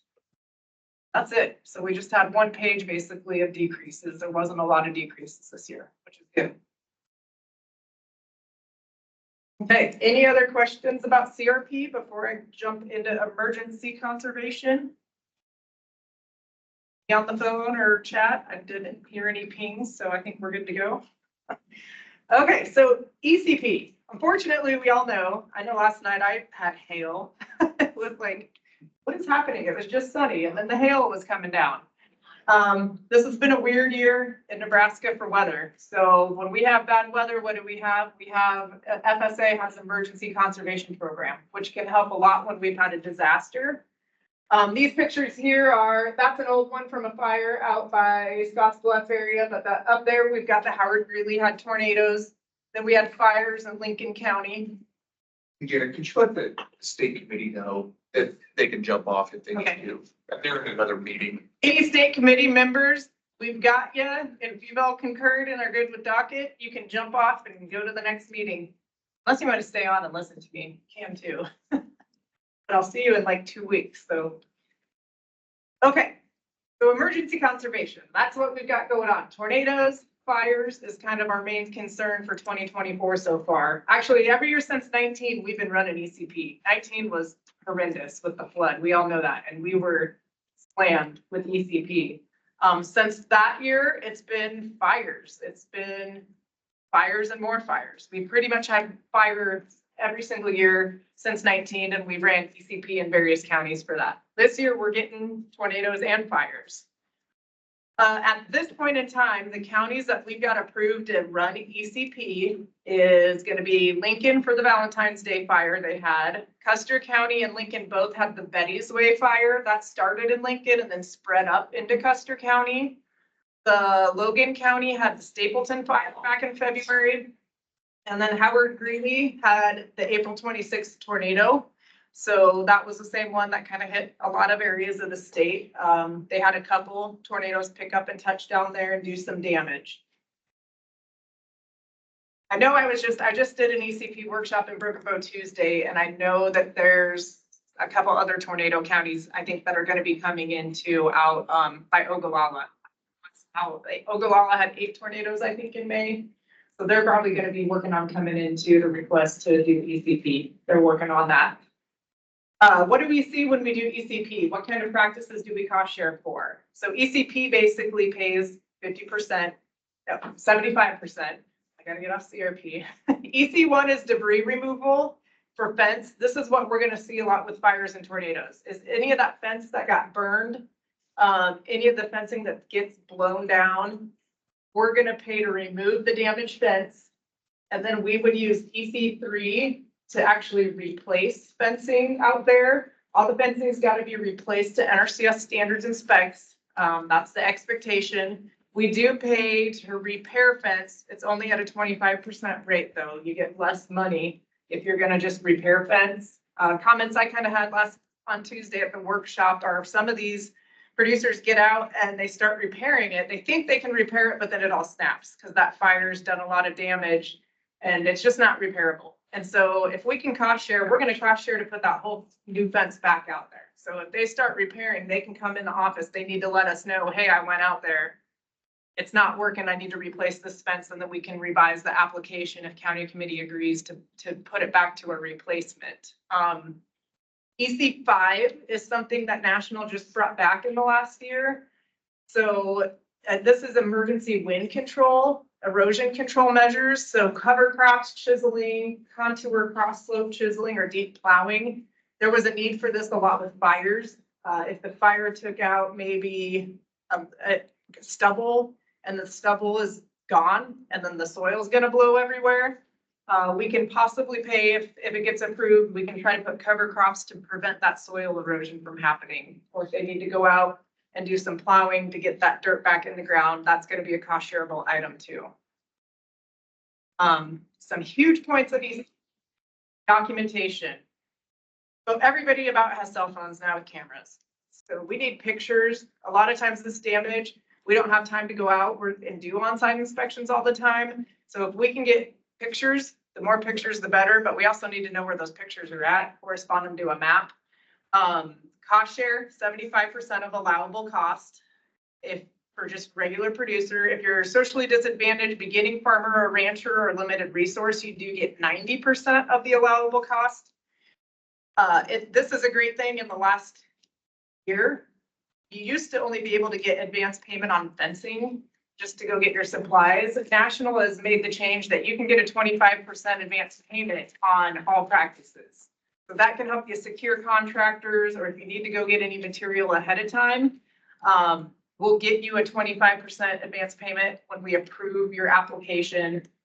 You do have to come back in within 60 days though and show us that that money was spent is the rule. And if we don't get proof of expenditure, we're gonna have to collect the money back. So there is an advance payment option that helps kind of go get the supplies that might be needed or secure contractors to get the work started. It is huge to know you cannot start that practice until we give you written approval. ECP, just because you come in the office and fill out an application doesn't mean you're good to go. It just means you have an application, but we have to go through the needs process. So we have to determine what's needed. We also are subject to NEPA laws. So we have to do any environmental consultations that we need. Usually practices above the plow zone are a little easier. When we get down into things that are under the plow zone, they might take a little longer to get approvals done because we have to go through environmental consultations, SHPO, TIFO. So it's important to know, like I stressed last Tuesday in the workshop, don't use good to go, don't use start your project. We need to give you a written approval saying now you can start your work. So it does take a little time to go through all those needs and environmental reviews, and then you can start working. There are waivers and there's circumstances we know, like if the livestock are out and you got to put a temporary fence up, that's fine. We get that. Some of the stuff that's like in a true emergency situation, we might be able to waive that you started something before we actually approve you. Since August of 21, ECP moved into payment scenarios. So basically we're doing like EQIP does with NRCS and EQIP. This is streamlining our implementation for the program. Back in 19, we had to sit and pick through people's receipts and we had to look at every single piece of equipment and we had to have a docket item for every piece of equipment. It took hours for our county offices to try to do that. It was horrible. And then to try to just match it all up, we want to get people paid. We don't want to sit and look at their bills and then try to pick components. So 21 National made a great decision to try to use a payment scenarios. So we all use payment scenarios nationwide.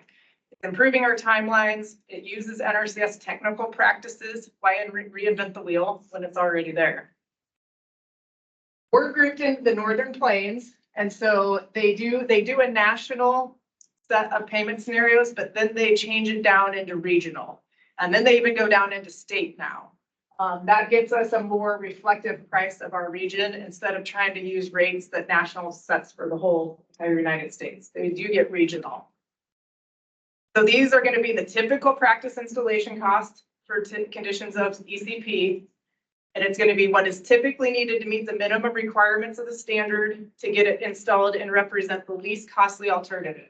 So what that means is we're not paying you to upgrade to a Cadillac, basically. We're paying you to go back to what the installation cost should be for that normal practice. We're not going to pay for above and beyond. If you were to want to improve something above, like fencing, if you want to go crazy and put super expensive fencing out there, fine, but we're only going to pay you for the barbed wire fence that was out there before at that rate. We're not here to upgrade. We're here to get you back to what the typical standard should be for that practice that was out there before. And that practice should be functioning before. We're probably not going to approve you if most of the fence was broken down anyway, and the disaster didn't do it. It's got to be a functioning practice that was out there prior to the storm. And it's due to that disaster wiping it out. That's all I've got. Any questions about ECP? General turnaround time for an application, or does it really vary from application? It varies on workload. It can vary on how many the office has. If they have 3 producers, they're probably going to be able to get those turned around at a decent time. Now, if it goes any work beneath the plow zone, it's going to probably take 30 to 60 days because we have to send out letters to SHPO and TIFO to give them the chance to consult. So anytime we get to, even if you move the fence, that's under that. Like your fence goes in the original position, it's a lot usually smoother path to an approval. If you're going to move your fence, we got to know that because you're creating new ground disturbance that now we've got to go through the consult process. So it slows it down a bit. So yeah, it all depends. And then we don't get funding until all the applications are in and it needs determinations. Then I have to go up to national and ask for the money. So that's how that kind of works. It can work quick if everybody's moving quick, but with workload right now, especially, it's going to be a little bit, probably more of a turnaround because of acreage reporting and everything going on. But they'll push. I try to push them too to do it because it's a disaster, and to me, that's one of the things that needs to be a top priority are these disaster programs. No problems. Did you have any emergency snow removal applications last year? Yeah. You're opening the door that I don't want to open. So ECP for snow removal, they announced it last fall. It got pulled back and it is still pulled back. We are not doing it at this point in time. And I have actually not heard anything from National. We've been having meetings with National because I don't know that National realized how difficult that program was going to be to implement. Feedlots, like, how do you do this? And how there were a lot of concerns about it. I know us, North Dakota, South Dakota, have been calls with the national staff trying to figure stuff out since last fall. I haven't heard anything in a couple months, Pat.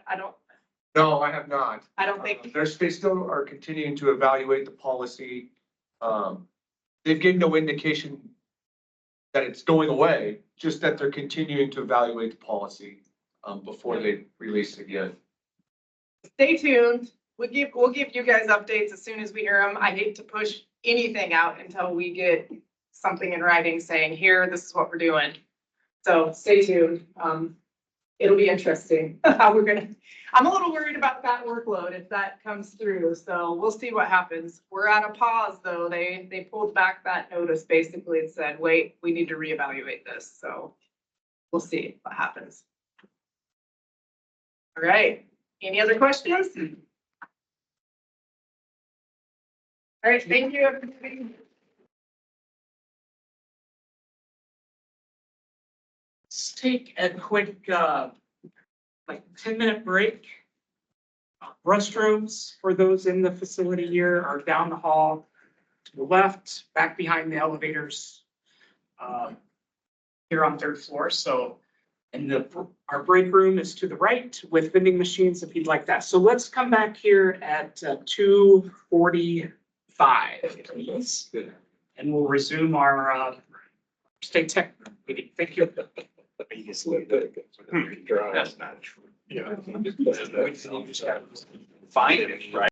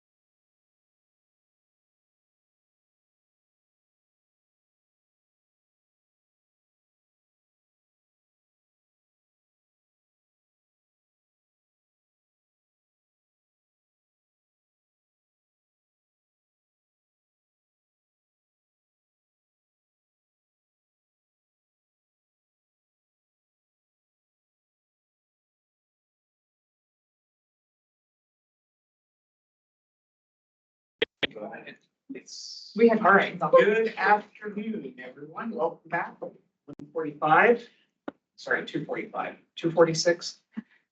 Can I get confirmation from those virtually joined that you can hear us? Please. I can't. Yep, you got thumbs up. All right, so next up is the program update. We have John Mayberger. John is our new Assistant State Conservationist for FA programs here with Nebraska NRCS. So I know John here started within the last quarter. First time here on the State Tech officially as our Assistant for Programs. So John, welcome to the position, and I'll let you take it. Thank you. Well, thank you, Rob, and it's good to be together with you. I've been, I'm a career NRCS person or Soil Conservation Service. Was working with the CESP program for the last 16 years or so, and then in various field offices throughout Nebraska. So anyway, it's good to have you here, and I'll get started with our slides. Okay, so when we talk about financial assistance programs, we're looking at mainly EQIP, CSP, and the RCPP program as well. As you know, the Inflation Reduction Act has been a big player for our programs, started last year in 23 and especially big here in 24. And so I'll be introducing and discussing some of our Inflation Reduction Act funding that we have.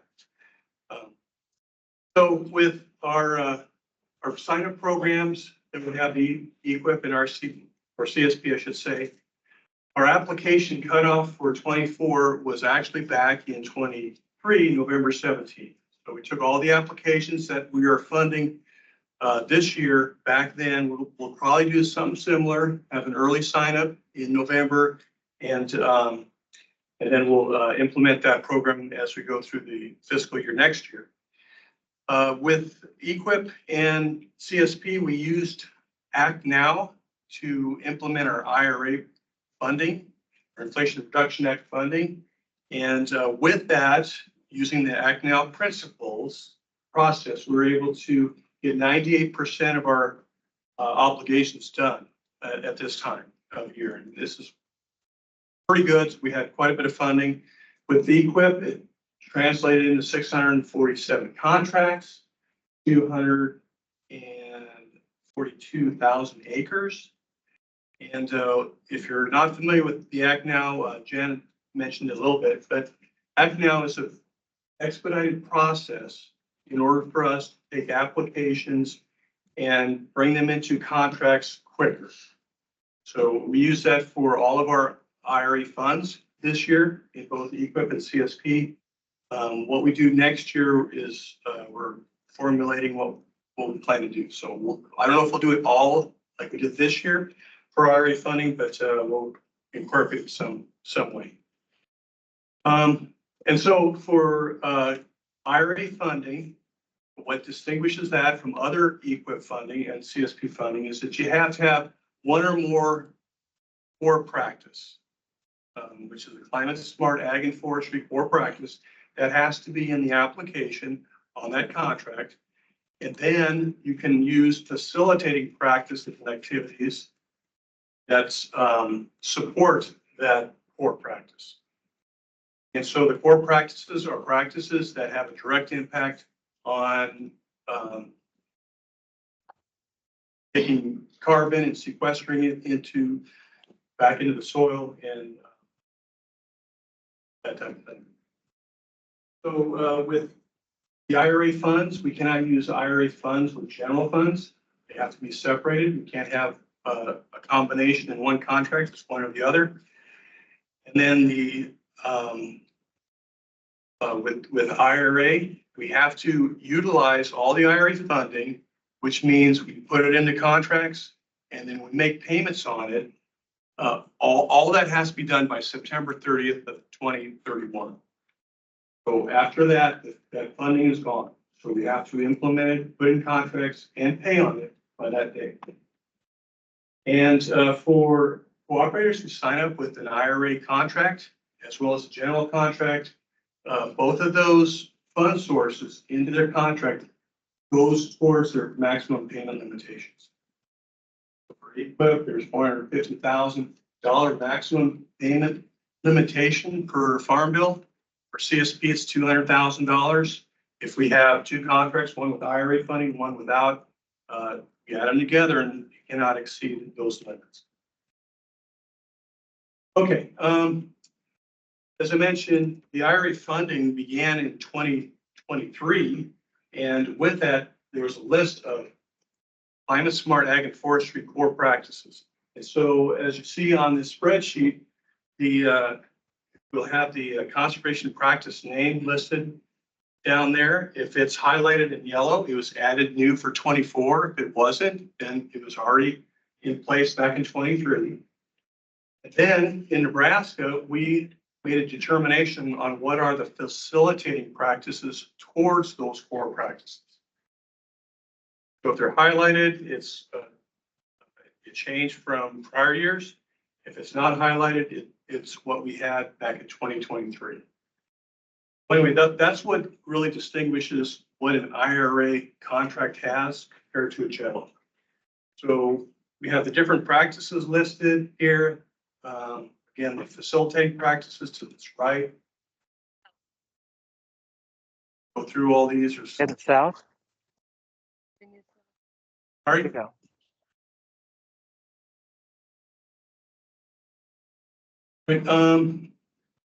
So again, this is how we base whether or not this contract is IRA eligible. Okay, when it comes to the funding that we use for EQIP, we have a breakdown here of the different fund tools and. Good job, guys. Sorry.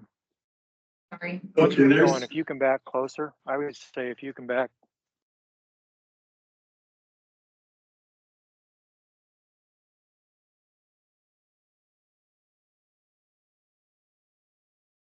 Now you should be fine. Okay, thank you. You're welcome.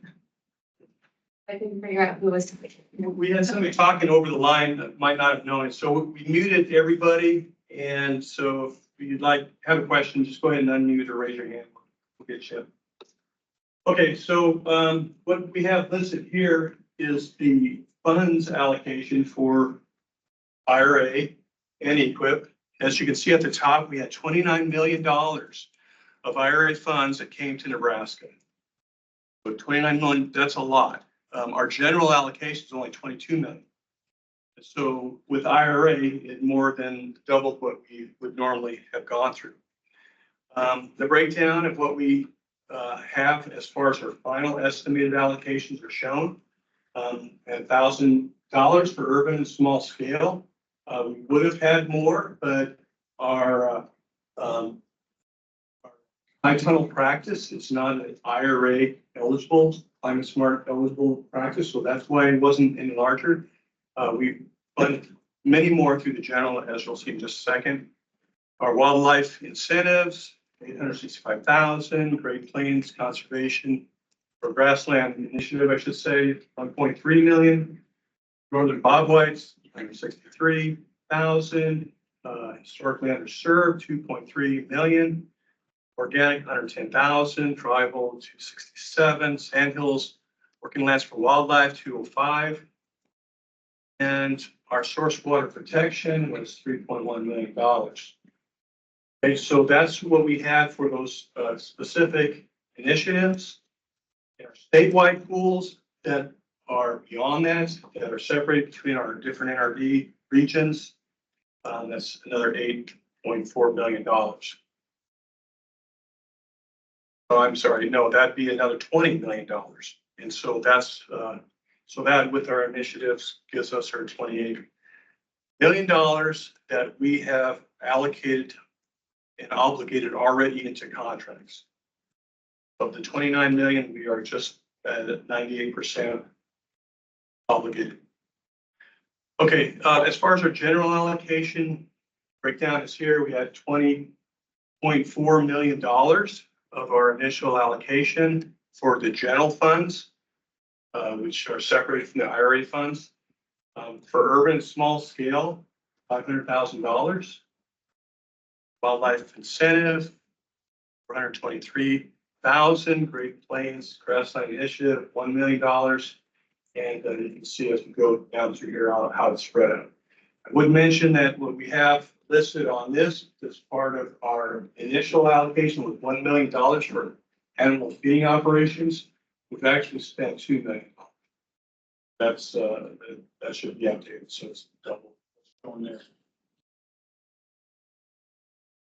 So with that, we have $13 million that went into these initiatives that got from our general farm bill allocation. The rest of the balance of that $20 million, which is $7.2 million, those went into our NRDs. 23 NRCS district conservationist areas. Those, we have some northern bobwhite quail money, and buys 1.6 million. Water Smart came out to be $219,000. So that's how it turned out for EQIP for 24. When we did our processing of all those applications we have for EQIP, we set up a general ranking deadline of April 5th. And for our general obligations, 75% of the funds that we have of that $20 million are in approved applications to this point. We have more pre-approved, but 75% are already developed into an approved application. 50% of the funds have been obligated.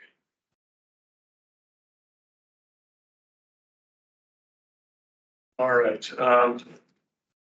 So let's next go to the State Wildfire Initiative. Similar to ECP, as Jana pointed out, that FSA administers, we took some of our EQIP funds, $1.3 million, and put that towards the wildfires. So nearly all the applications, well, all the applications were in Custer, Lincoln, and Logan counties. Lincoln had the bulk funds. Were used for cover crops. If we wanted to use some cropland, we wanted to put some cover there to establish it, prevent wind erosion or any other kind of erosion for the cover crops. The bulk of that money, though, went to this prescribed grazing, which is livestock deferment on grazing lands. And most of those folks went for a season-long deferment. Some that could have went for shorter duration, but bulk of them went for seed long. We put mulching in there in case there was some fire on critical areas that could blow in the sandhills, for instance, and I don't think we had 2 days acres for that. Okay, maybe I'll stop. Is there any questions on the EQIP portion? Yes. For IRA, I know you said there was a very big difference from this year and last year with the, I think it was estimated allocations. Is that because there's an increase in interest, so more applications are coming in? Or is it that, I guess there's a rise in practice costs, so the applications coming in are? I think it was the allocation that we got from headquarters. Okay. Was the biggest change. Connor, do you remember how much we got in 23 for IRA? 2.4 million, and this year is 29 million. So the funds that came to Nebraska, that was the biggest. Do you think it was because there was just a demonstration of need? So you guys were doing a great job demonstrating need, so they increased the amount? Well, I think it was an intentional ramp up. Yeah, I think originally it was supposed to increase every year. Gotcha. And what we were understanding, that increase wasn't going to be quite as drastic as it turned out to be. But I think that was intended. Sounds good. Thank you. And similarly with CSP, is we'll get in that in just a second.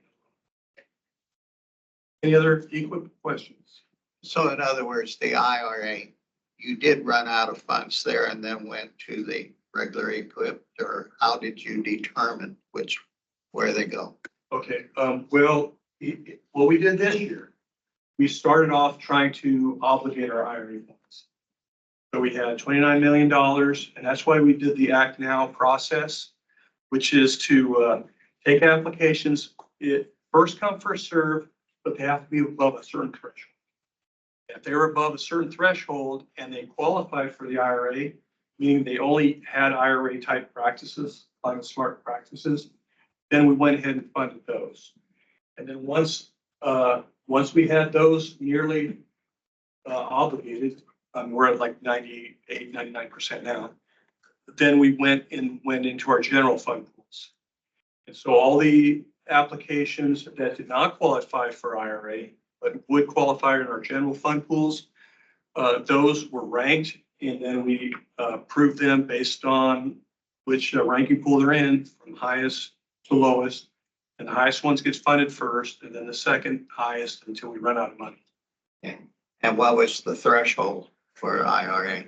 For IRA, well, it's based on, we use a tool called the CARDS Conservation Assessment Ranking Tool.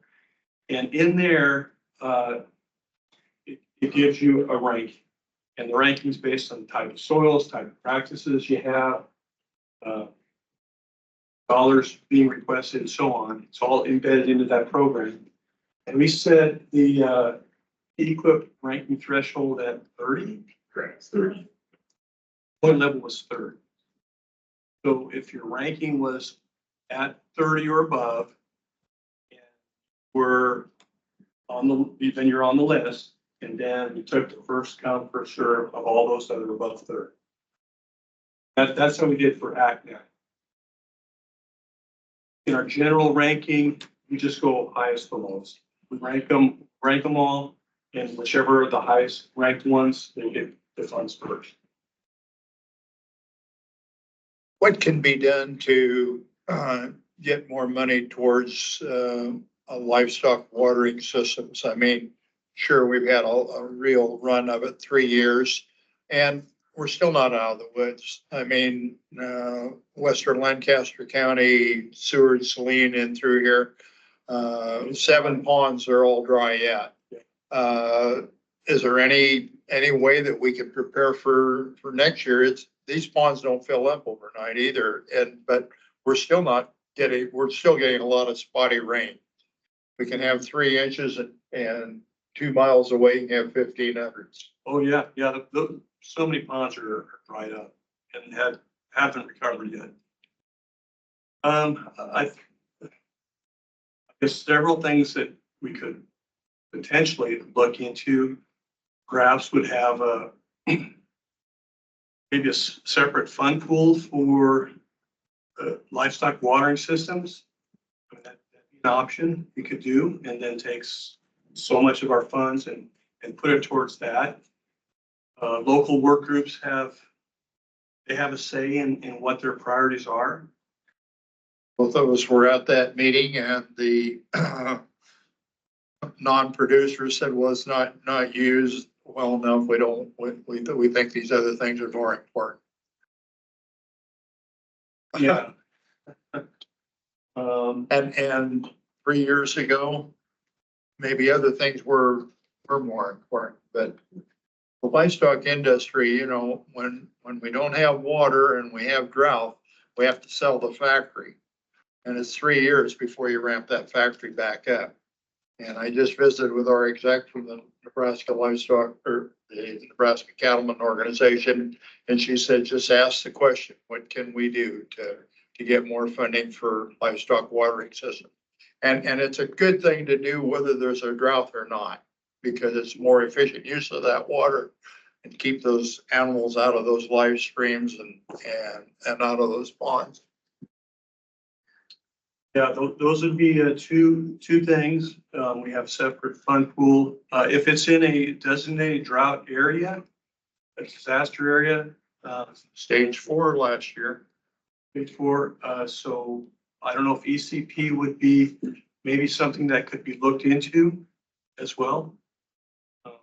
That'd be, I'd have to go through the system to make sure it's declared a disaster. That's our problem. Whatever you do to help No, us, we yeah, thanks appreciate it. thanks for sharing that. We can visit internally. I know what percentage of our funds are dedicated to the, what you said, the livestock, is 50 or 60? Yeah, 50, at least 50%. I think, might even have it. I know it's at least 50% of our funds go towards livestock causes.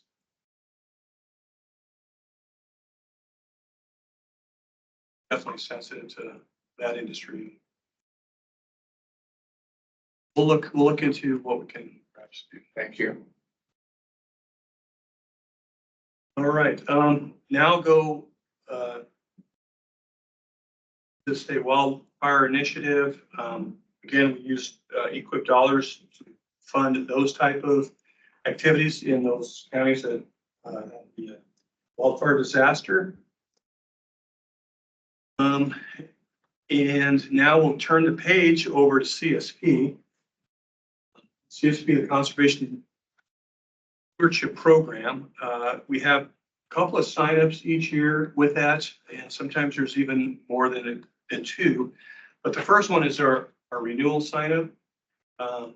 Applications that are in their last year of their contract, and all CSP contracts are 5-year contracts. If they're in the last year, they have the opportunity to apply for a renewal. And so we had that in 2024 and do that in the first quarter of the fiscal year, which is right after October 1. We will obligate contracts towards renewals for those people who are interested and are eligible and applied.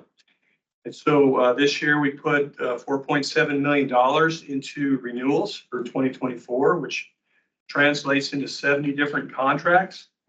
The average contract payment is for this last sign-up was $68,500. Typically, our average contract for CSP is $100,000. The reason why these were lower than average is because the 2018 Farm Bill were still in. And so when they originally signed up, they signed up under the 2018 Farm Bill. They got their payment limitation or dollars towards that. The second sign for this renewal, they're still under the same Farm Bill. So whatever they had remaining towards their payment limitations, all they could sign up for. And that affected quite a few.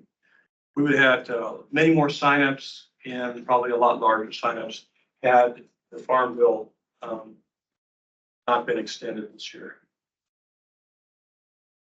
Okay, so as far as Nebraska CSP allocation, the general allocation for Nebraska is $22 million, as you see.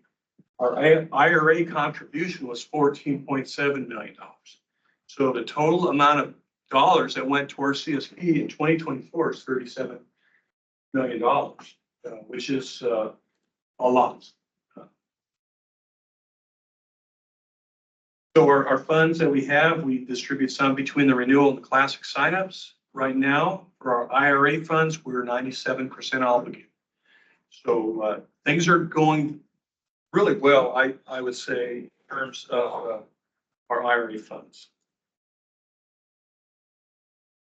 So again, for the IRA signup, an application deadline for IRA that we extended into March. So we had enough applications to utilize our IRA funds. So on a first come, first served basis, they had minimum threshold score that they had to meet when they came in order to be eligible for IRA. We used up the funds until they were depleted.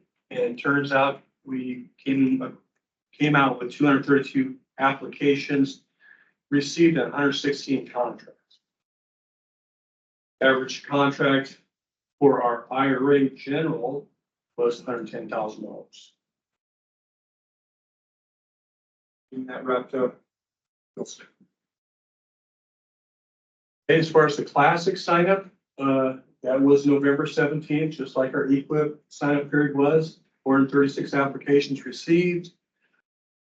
From those, currently we're at 154 contracts that are pre-approved. More will probably get pre-approved as we try to finish up our general sign-up period. Right now, we're about 29% approved and 14% obligated. We have work to do. Now, our field officers are busy trying to finish that up. Okay, as I mentioned with renewals, the next round of renewals is coming up. We sent out letters for folks who had contracts that will expire at the end of this year. Sent letters out to those folks by March 29th. They responded by the deadline. 86 applications were received, and we will process those at the end, after the end of this fiscal year into November. It'll be a other cycle. Okay, are there any questions on CSP?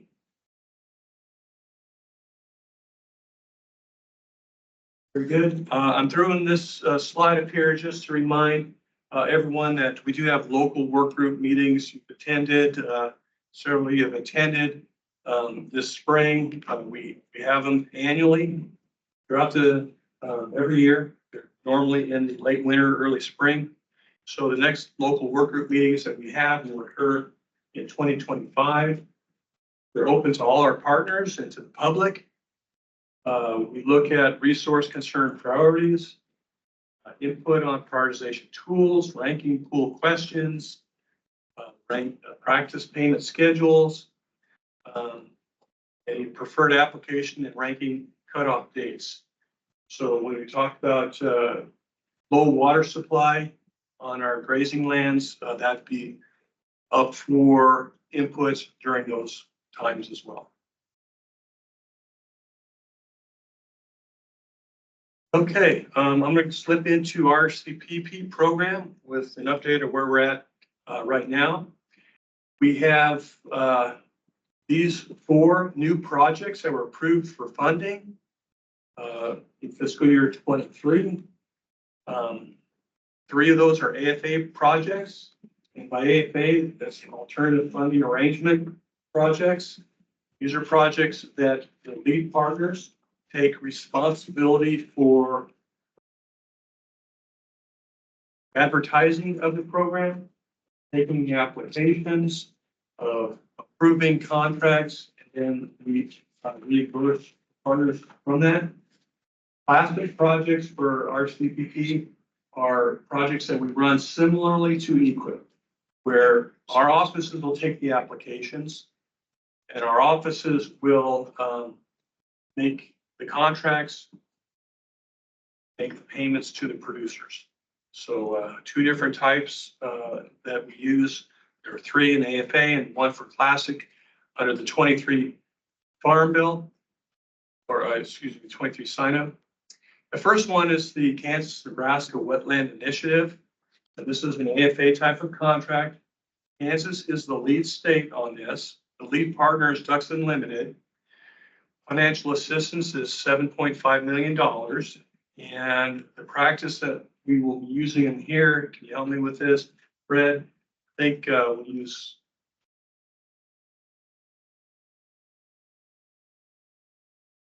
The practice is going to be like your wetland restoration practices mostly. So they really want to focus on restoring wetlands. Also invasive species. So it's like with our Phragmites. So we'll be doing some work with that. So like say that Kansas is the lead and Nebraska is a partner of the state. This is an active contract right now. So this one's active and ready to go. They're going to start doing outreach, sending out flyers about it. Again, the promotion is though to a lot of wetland restorations and also looking at some of the invasive species. Thank you. Okay, the next one is their AFA. It's Agri-Poor Dairy Producers Best Management Practices Project. The lead state for this project is South Dakota. Lead partner is Agri-Poor. Total financial assistance is again, close to $7.5 million. Practices that will be used are nitrogen reduction, cover crops, reduced tillage, and reduced energy use from irrigation and manure management. So they have targets to reduce greenhouse gas emissions across the supply chains. Emissions, greenhouse gas emissions. They set through goals of how much reduction per kilograms of milk across the chain. I don't know if there's anything more we'd want to add to this one. Not really. Like I say, it's a one that's not active yet. So there's still that the AgriPro and South Dakota NRCS, they're still working on their partnership program agreement. So it's not one as active. Funding has been approved, but it's not ready to start with applications yet. That map just study here. So that is the eligible area. So if you fall outside of that area, then the producer would not be eligible. The third AFA project, expanding soil health through carbon markets. And South Dakota is the lead state. American Coalition for Ethanol is the lead partner. Total financial assistance is $18.75 million. Practices that we're looking at here are cover crops, no till, reduced till, and nutrient management. Eligible in those blue counties across the states. The next one, this is a classic RCPP, meaning that these applications would come in through our field offices, and we would make contracts there and make payments to producers. Normally, it's similar to what we do for equip. Total financial assistance, here's $3.2 million. Nature Conservancy is our lead partner, and Nebraska is the lead state. So we're looking really for the protection of native grasslands through different practices that we do with our grazing lands, which would include prescribed burns, prescribed grazing, and facilitated practices with that. So the primary area there is Nebraska Sandhills area. Iowa and Missouri have different portions as well, but basically it's Nebraska Sandhills. So all the sandhills shown in pink would be eligible. Our priority rankings would be in the green areas. John, you go back to the 3405. You have a question. Is this one ready to go? This one ready to go. As right now, it still says pending.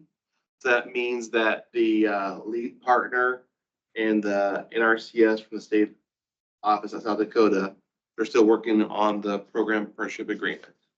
So the funding has been approved, but they're still working, getting everything finalized in the agreement itself.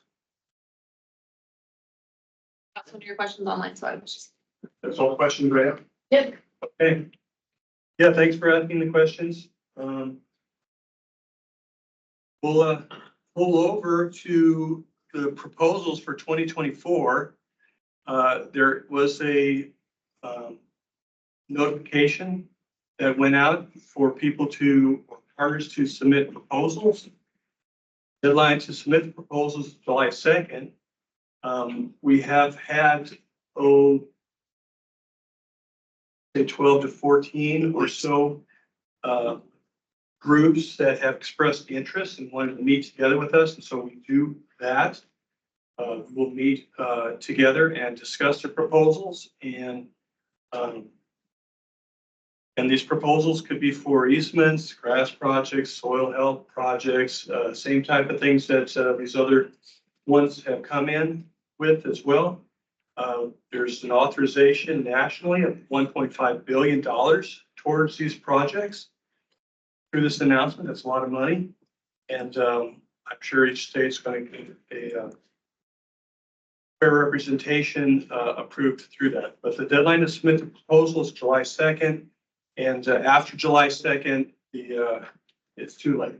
It has to be in. There are very big sticklers on it. Okay, that's all I have prepared. Are there any questions? AFA, the AFA, who is eligible to be the local sponsor on that? It could be really any group that works with farmers. Units of government are eligible. Organizations that have effectively dealt with producers are eligible to sign up for that. With an AFA, because most of the work will be done through that partner and not through our local field offices, they have to just have the capacity to be able to handle that type of utilize effectively funds or requesting. But with AFAs, normally what the field offices do is we'll do the eligibility for the producers, make sure the producers meets USDA eligibility guidelines for converted wetlands or any kind of violations like that. And then we'll look at their adjusted gross income levels as well. And then we also do the EPA type. I just noticed the ones that you had all seem to be nonprofits, profit, not units of government. So that's why I asked the question. Mm-hmm. Yeah, and those would be eligible as well. And government entities are eligible as well too. Okay, any other questions? Thank you very much, John. Let's get it.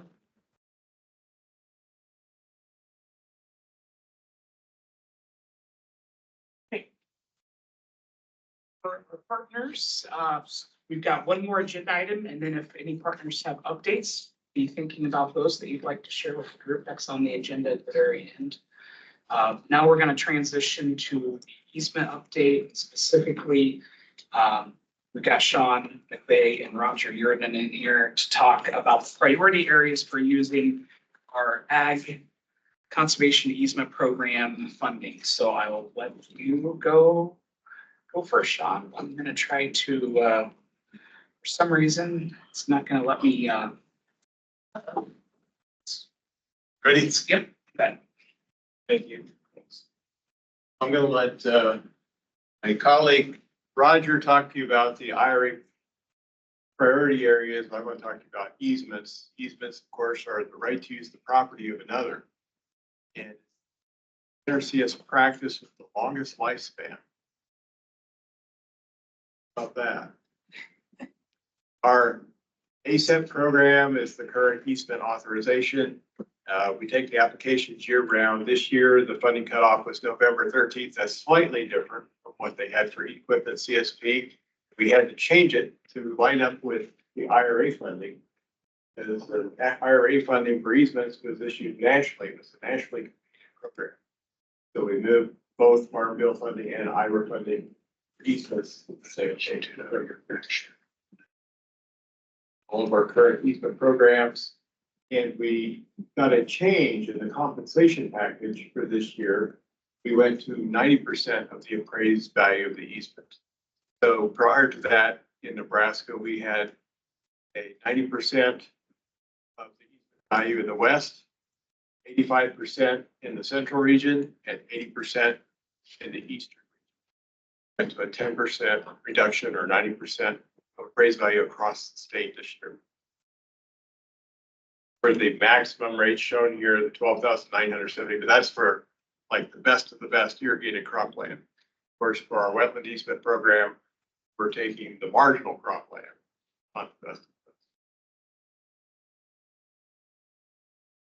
best. 24, these were our allocations, just over 2 million for WRE. That's the wetland reserve easement.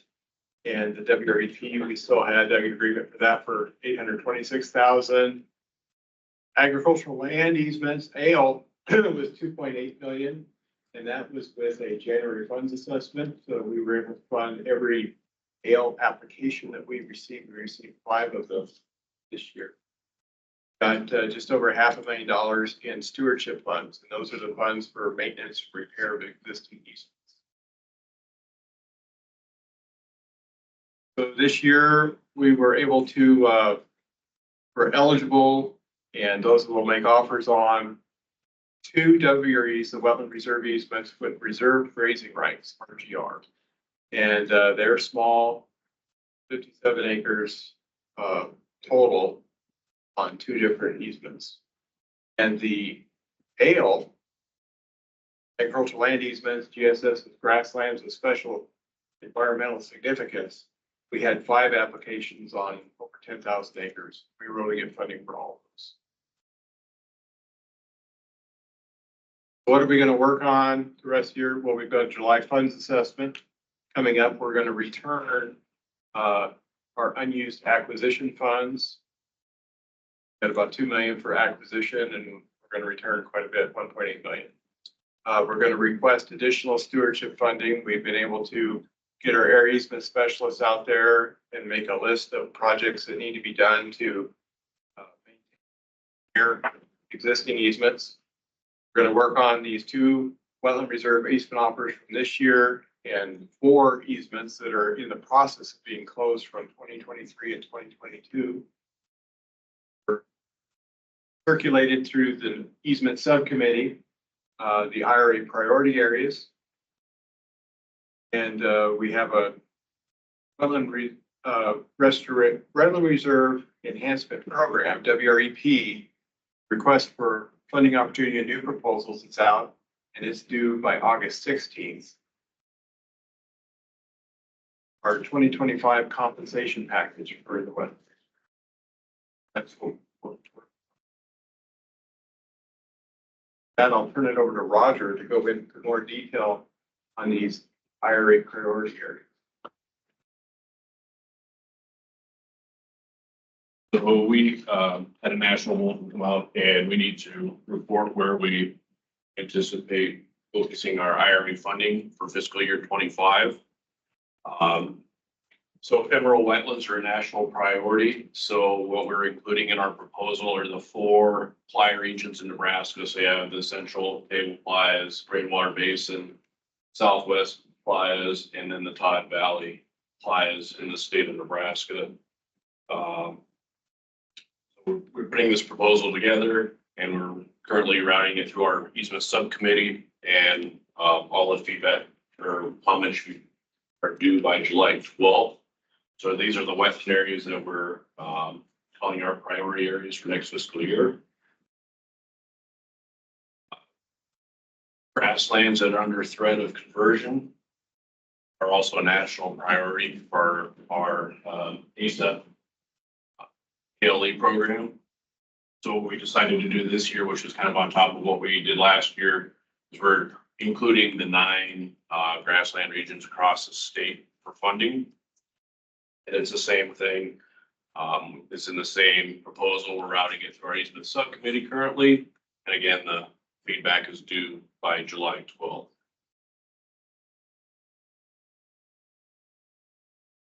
Fiscal year 2024, and Sean kind of touched on this. We have 5 parcel agreements on GSS applications. So that's grasslands of special environmental significance. Those are located in Dawes, Sheridan, and Thomas counties. So they're out west just a little ways. And between all 5 of those applications, it's just over 10,300 acres. And we didn't receive any IRA funding to date for any easements this year. So next year might be a different story. We did receive IRA funding last year for 1 ALE easement just outside of Lincoln. And we anticipate closing on that one in July, August timeframe if everything falls in place like we're anticipating will be. We need reviews on ALE GSSs from 22 to 23. And currently, every fiscal year 22 and prior easement has closed. So that's good that we get those closed. We still have 2 easements from our floodplain easement program from the 2019 flood that we're still trying to close. One of those easements, we're having some issues with insurable right of entry to it. Landowner thought it was good and apparently it's not, so he's looking for an alternative route to get to the easement. We can't have this insurable access to the easement. We can't close the easement, so we'll move forward with that one. And then the other one is, there's a little bit of a legal boundary survey issue that we're trying to sort out currently. We're just kind of on hold on both of those. Those are the last 2 that we have. That's it. It was short and sweet. So any questions?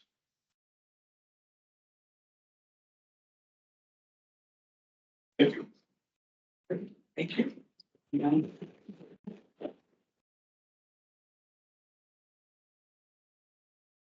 Jimmy, you want to grab the lines for me? I think we're at the point where we partner updates. If there's any partner that would like to share any items here with the group, now's the perfect opportunity to do that.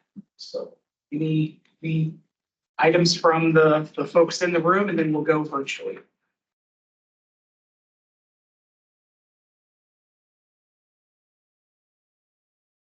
I can kick us off. Okay.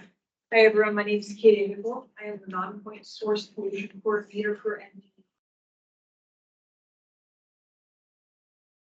But a couple updates for us, one of which I think ties in really well to discussions today is last fall, we won technical assistance from EPA for the generation of a non-point source emergency mitigation plan.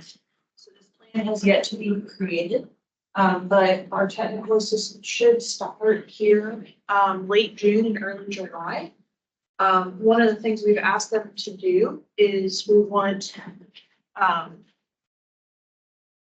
basically the consultants who are going to be doing this to survey existing programs that exist within Nebraska, who's providing resources where, what's effective, and what needs still need to be met. So despite consultants doing a lot of lifting on this, I really want to stay close to other programs. And as we develop our own plan, I would like to hear feedback and everyone's input. That's one of our big updates. I also have 2 updates regarding personnel. One, a little sad. If anyone has worked with Katie Bacaric, our water quality coordinator between NDE and UNL, she has taken another position where she will be highly valued, but we're going to miss her. So we will be looking to hire a coordinator here soon. I do have good news though. We do have a new staff person with DEE. Sydney Calhoun will be our new 401 coordinator. That position's been empty, I believe, since last November. So we're very excited for her to be joining us and I guess helping to expedite some of the permitting that goes on. If anyone has questions, please come see. Great, thank you.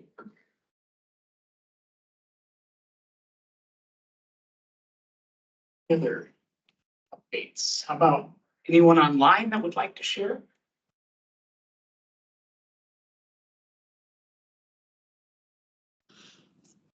Hi, this is Crystal Powers at the University of Nebraska and Nebraska Water Center.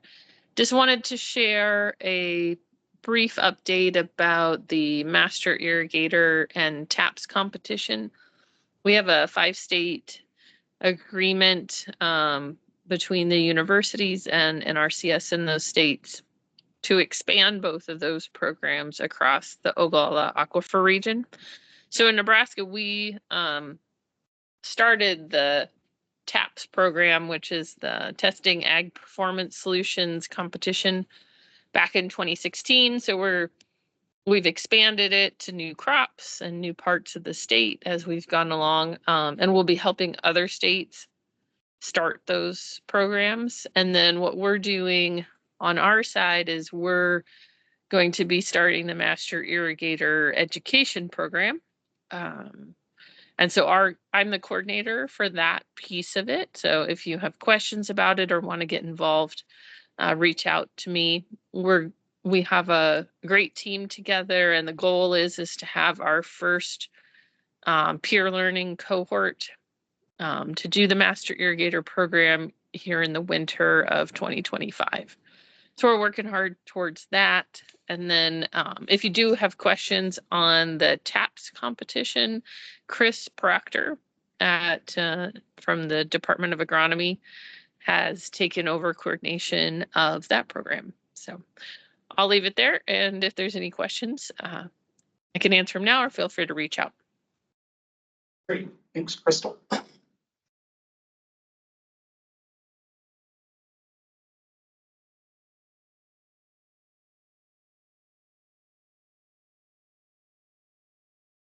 A few personnel updates from NRCS on our leadership team. So Connor Ward, Connor's in the room with us.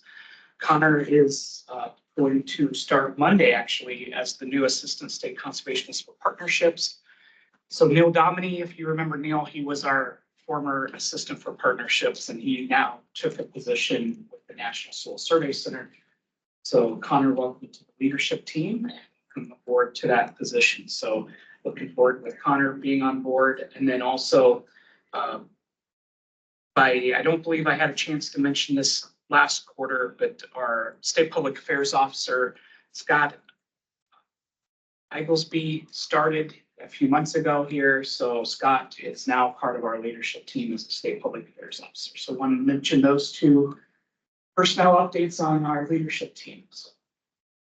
Any final questions, comments, items, partner updates? Last call before we go back out to the heat. Yeah. I just have a comment, not a question. With the high winds and problems that we have here in Nebraska these last few years, a lot of the pivots are going over. There might be more incentive to work for the drip irrigation and so forth, because the insurance rates are really going up on the pivots now. No, thanks for that. Thanks for mentioning that. And that is a practice standard that we have that's available, the subsurface drip irrigation, so that. But yeah, you might give more incentive there. Okay, good to know. And it's a very efficient use of the water.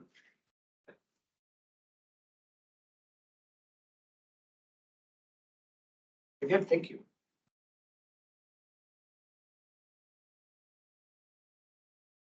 Well, thank you for your participation. We'll be back. Our next scheduled State Tech Committee meeting is September 5th in the afternoon here in this floor on the floor. So thanks a lot, everyone. Have a great summer and stay safe, stay hydrated. Talk to you later. I feel like